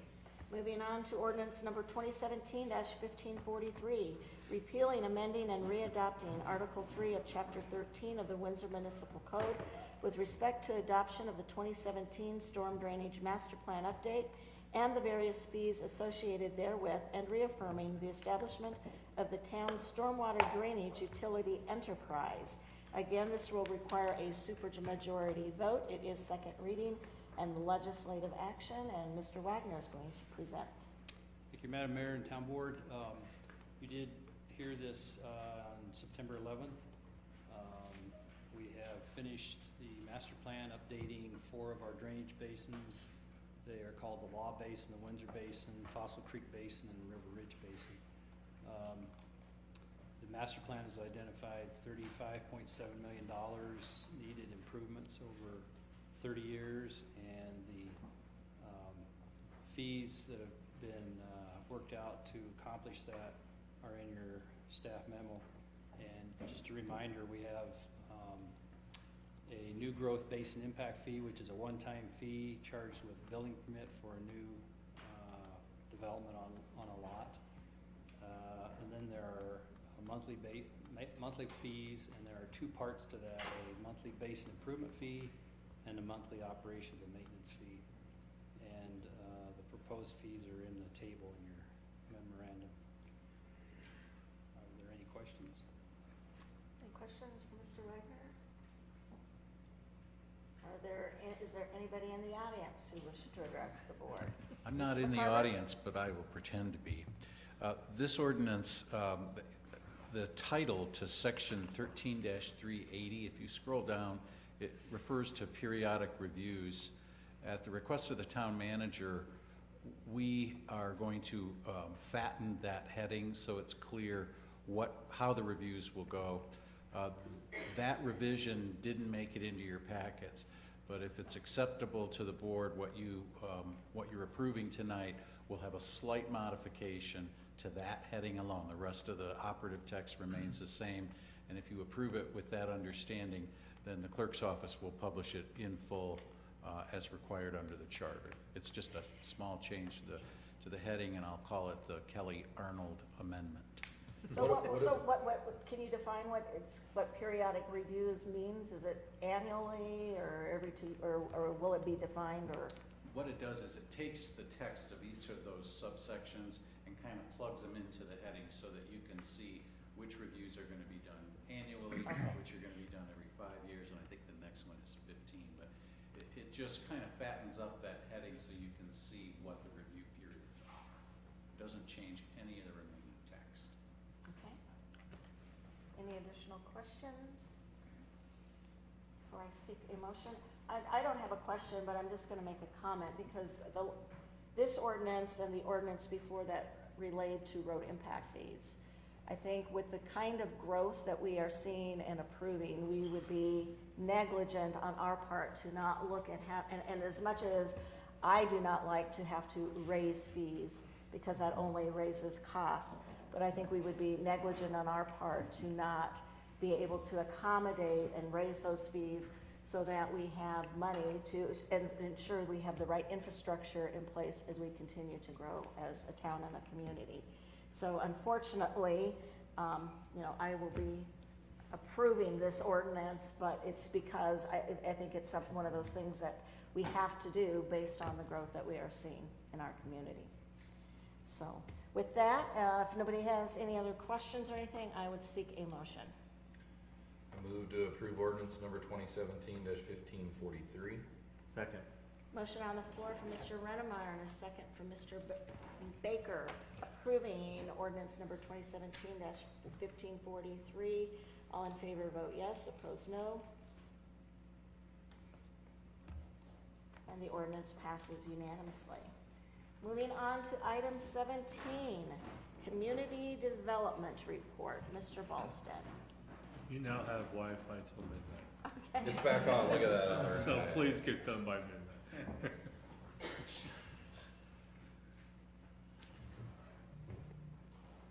Thank you, Madam Mayor, Town Board. The Community Development Report for September 25th. I'll just kind of buzz through this, and if you have any questions about anything, please stop me. Staff has a lot of projects under review. You've seen some of these in presentation form, and some of them are nearing completion. The image in this slide is from the Brands submittal, that being Crossroads Boulevard at the bottom of the screen and Fairgrounds Avenue along the left-hand side. Just the PUD that we're reviewing and will be coming before you before too long. Projects under construction, you've probably seen the two multifamily projects on top of the hill at 7th and Crossroads at the roundabout. We've all seen Christian Brothers Automotive going up. Windsor Public Works facility is shaping up. The Green Ridge LLC project is the upper right image. If you are familiar with where MASH Lab is, this is just to the northwest of that project. And then Highland Meadows Golf Course townhomes continue to add both 11th and 12th filing. Can I interrupt you real quick? Yes. What's the expected finish date of Christian Brothers? They look like they're... Once they're under construction, it's really their schedule. I would say by looking at it, if they don't get their landscaping done, that might be the only thing that we would have to hold a TCO. But I'm sure that they're looking to get a CO in the next month or so. Infrastructure under construction. If you've been on Crossroads lately, the rain dance first filing is well underway, and they'll be moving on to the second filing shortly. Highland Meadows Golf Course 12th filing is the second phase of the townhomes. That infrastructure is almost all in place, and they're starting to put in foundations for those. And then Windshire Park third filing and the Ridge at Harmony Road continue with their infrastructure. So we've issued 396 single-family permits through the end of August, and that projects to 50 per month, an average for the year. If we ended up doing another 50 per month for the remaining 4 months, that would come out to just under 600 by year's end. However, we only issued 31 in August, so it may be more in the 550 range compared to the 690 that we issued last year. That's still a very, very aggressive number. August 17th, 2017, or August 2017 permit activity, the Ridge at Harmony Road was the leader with Water Valley South, Highland Meadows Golf Course, Windshire Park third filing. Bringing up the top 4. Through August, again, we're slightly behind last year's pace, but still well ahead of the previous highs in years in the town's history. Residential building permit activity, including multifamily residential projects under construction. This list continues to evolve, where projects are moved from the projects pending onto the projects under construction list. And those are the Lighthouse and Highland Meadows Golf Course are on the list as they're continuing to build out. South Hill is the ones on top of the hill at Crossroads and 7th. And then the Windshire Park 4th filing is the project that was recently approved. And South Hill Subdivision 6th filing was on tonight's agenda. And then the Schutz 3rd filing is the northwest corner of County Road 30 and Fairgrounds Avenue, just north of the future PSD school site. And then the Eagle Crossing 4th filing, Fossil Ridge, is the multifamily that moved further west, closer to the Brands. That is under review. Multifamily permits through August. Again, we're shattering our record of last year. And the residential lot inventory that we started tracking, just given the rapid pace of building permit issuance, it's fluctuating month to month based on the newly platted subdivisions and the number of permits that are issued in any given month. But we had 618 lots at the end of last year, and we're currently at 734 for the current year. So 618 at the end of the last year, and it's, like I said, fluctuating with the number of permits being issued and the number of plats being approved. And then regional comparison, we're still leading the region. It's interesting, Timnath and Fort Collins are somewhat neck and neck in second place. And Devon, our permit technician, pointed out that Severance really had a jump in their permits with 77 issued last month. So they're seeing a spike and may end up jumping into second place if they continue that rate. I think that was, yeah. So this is a placeholder. We'll start including a multifamily comparison because we know that Fort Collins, Loveland, and Greeley are all issuing more multifamily permits than we are, even though ours are at a high rate. It would be good to see how we compare in the region. So we just haven't had a chance to do the research with our neighboring communities. So with that, I just want to again compliment our communications staff and their help with Paul putting together the community development report. The report itself includes both the building permit report and the community development report this month, and it's really a sharp report, so if you have any questions, please let me know. I have a Any question. questions, Mr. Baker? Yeah, for the apartments over by the brands, does that have to be rezoned still? They will need to come forward with a rezoning, yes. The property is currently, I believe, limited industrial and maybe some commercial, so it will require rezoning. Anything else? Any other questions for Mr. Bolster?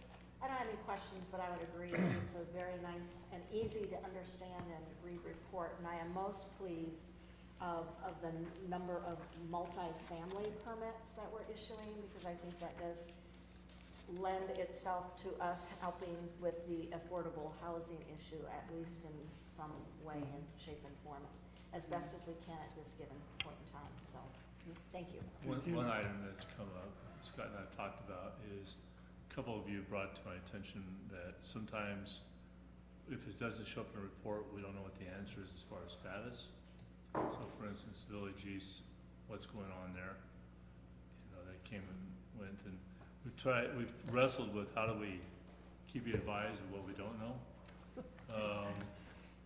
That's kind of what it is I guess if we had a sheet, we're trying to figure out if we could put together something that says, here's everything you considered, no change in status or something, because we don't really get involved until they come back to us and, Yeah, so our list of active projects, we purposely have, if a project has been inactive for a certain period of time, I think it's a year and a half, we purposely have been archiving those items so that it doesn't clutter our list of, you might recall a few years ago, we had a list of active projects that was about 15 pages long, but in reality, about a third of those were inactive projects. So to clean those up and make it a more efficient report, we took those and archived them. We could add those back in, but I don't know what, that really won't help to answer your questions. I think it's more of we're glad to answer questions on a case-by-case as they come up from constituents basis. We know that there were some questions about the Village East, and have we heard from David Cheddar? And the easy answer is no. But short of having to track him down and find out why he hasn't been in, it's kind of I guess, it would take a lot of staff time to follow up on all of our inactive projects to keep them current on the list, as opposed to just following up on individual ones as they come up. For example, in addition to the Village East or I think the Verizon silo was one that maybe came up as well. And those, who knows why telecommunications companies do what they do. They go out and they apply for a lot of facilities and change gears midstream, and we may not, and their technology is changing so much so quickly that there's probably a myriad of reasons. And for us to track down the status, there's a lot of turnover in that industry as well, and so we may not be dealing with the same person throughout the whole period of time. So not to make excuses, but just feel free to shoot us an email if there's a question about any of them. We've got a lot of oil and gas pads out there that never came to fruition as well, that had conditional use grants approved. We actually just, and they've already left, but we followed up with Extraction. There was you might recall the Hillside pad that was approved just on the south side of New Liberty Road, kind of in the across New Liberty Road from the entrance to Poudre Heights subdivision. And that was approved several years ago, and Extraction told us that they're going to access those minerals from somewhere over by Kodak, and rather than fight having all the neighbors and that tight proximity. So we did actually have them submit a withdrawal letter. So that one was formally withdrawn. But we do have some other projects out there that unfortunately we don't know what the current status is because the owner hasn't followed up with us. With some of these, like the Verizon silo and stuff like that, do they have a time frame in which to act? Similar to like Walmart had 10 years, or, you know, Right. some, I mean, do they? So if they have an approved site plan, we haven't attached timeframes to conditional use grants typically. The code does require, if it's a site plan that's been approved, they have to pull a building permit within 1 year. And if they don't pull a building permit within a year, the site plan expires. And they'd have to come back and make sure that the site plan still complies with the town's codes. In the case of Walmart, when they got their site plan approval, they also requested vested property rights approval, and those were extended, I believe, for a 5-year time frame increment, and that's why they came back maybe it was 3 years or 4. So yeah, they came back for extensions of those vested property rights, but that was somewhat unique. Most application site plans, they go through the process and they can't wait to pull a building permit, so they don't even bump up against that year time frame. So Okay. Okay. Thank you. thank you. Then we've come to item 18, the August financial report. Mr. Moyer. Yes, thank you, Madam. I will try and keep this to an hour or so. In your packet tonight was the August financial report. Scott's report was a good lead into this. I'll talk first about the construction use tax. Currently, at the end of August, we have collected 96% of our budget number for the year. So really the rest of it is going to be money that we hadn't counted on. Sales tax also is doing well.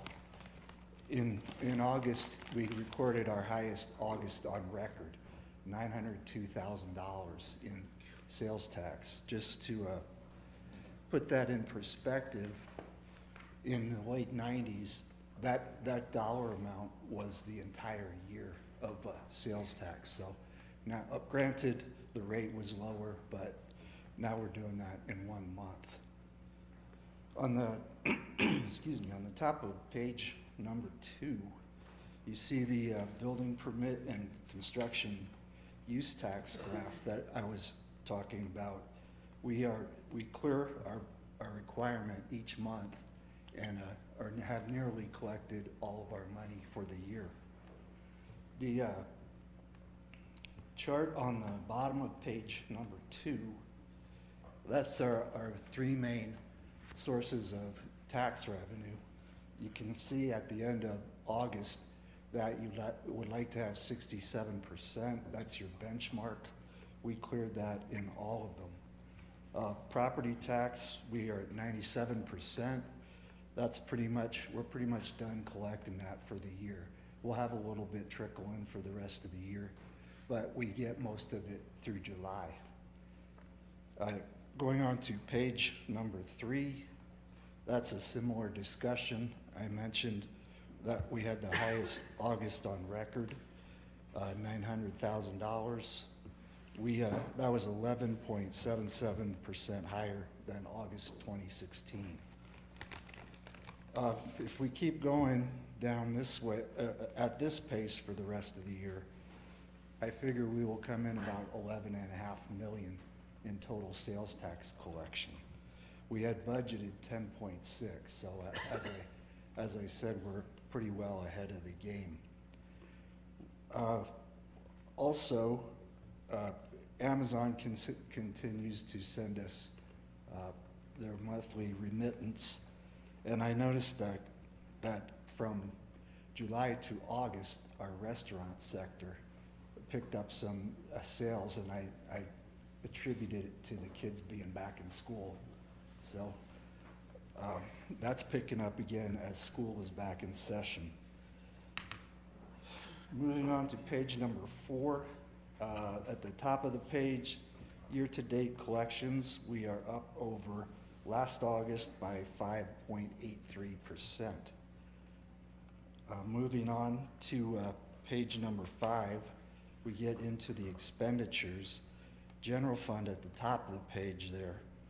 And again, using the benchmark for August, you'd like to be 67% or less on that. We are just slightly under that.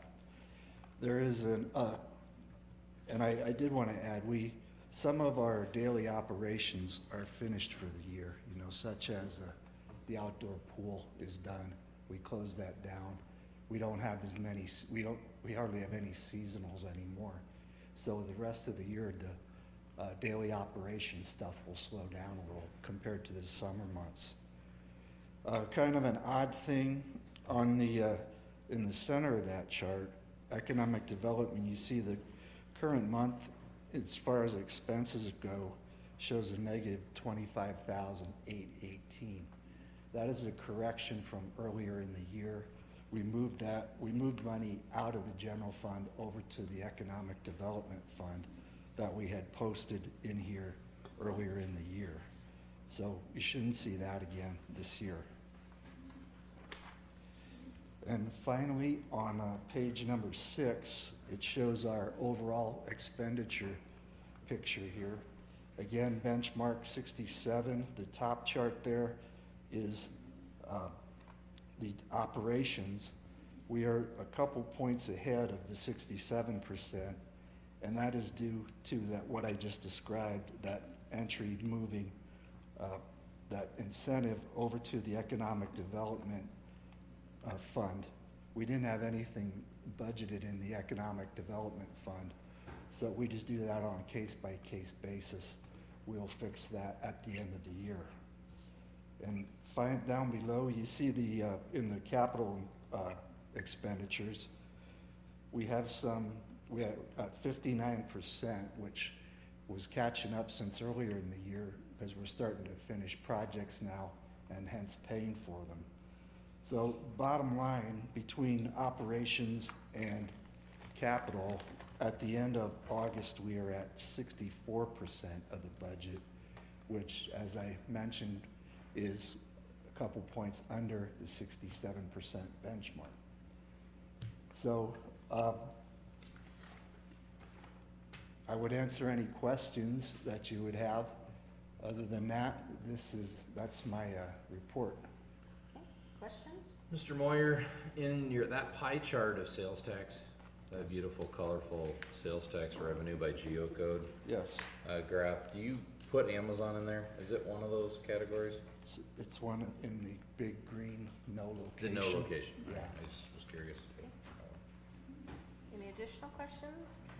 In August, we had 15 business licenses that dissolved. Is that normal or, is that average or is that kind of high for that month or?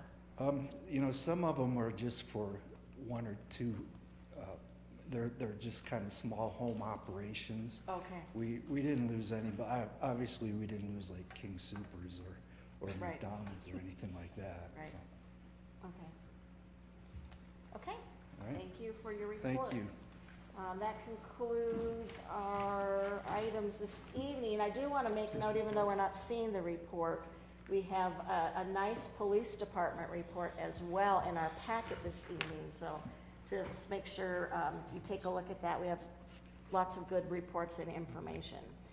Moving on to item D, communications. Communications from our town attorney. A brief executive session to follow. Okay. Communications from town staff. Anything further, Mr. Ballstad? Mr. Wagner? Ms. Unger? Ms. Garcia? Ms. Emil? Mr. Moyer? Chief? Okay, communications from town manager. Your work session next week starts at 6. It's all about parks and events, recapping where we went this year, and then also getting a little bit more into the park master plan.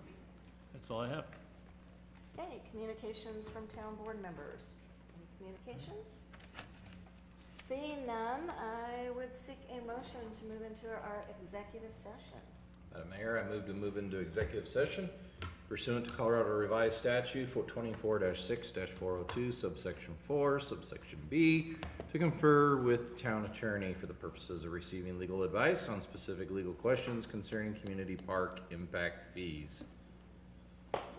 Is there a second? Second. A motion on the floor from Mr. Rennemeyer and a second from Mr. Baker to move into executive session. All in favor, vote with a yes. Opposed, no. And we'll move into an executive session after about 5 minutes for a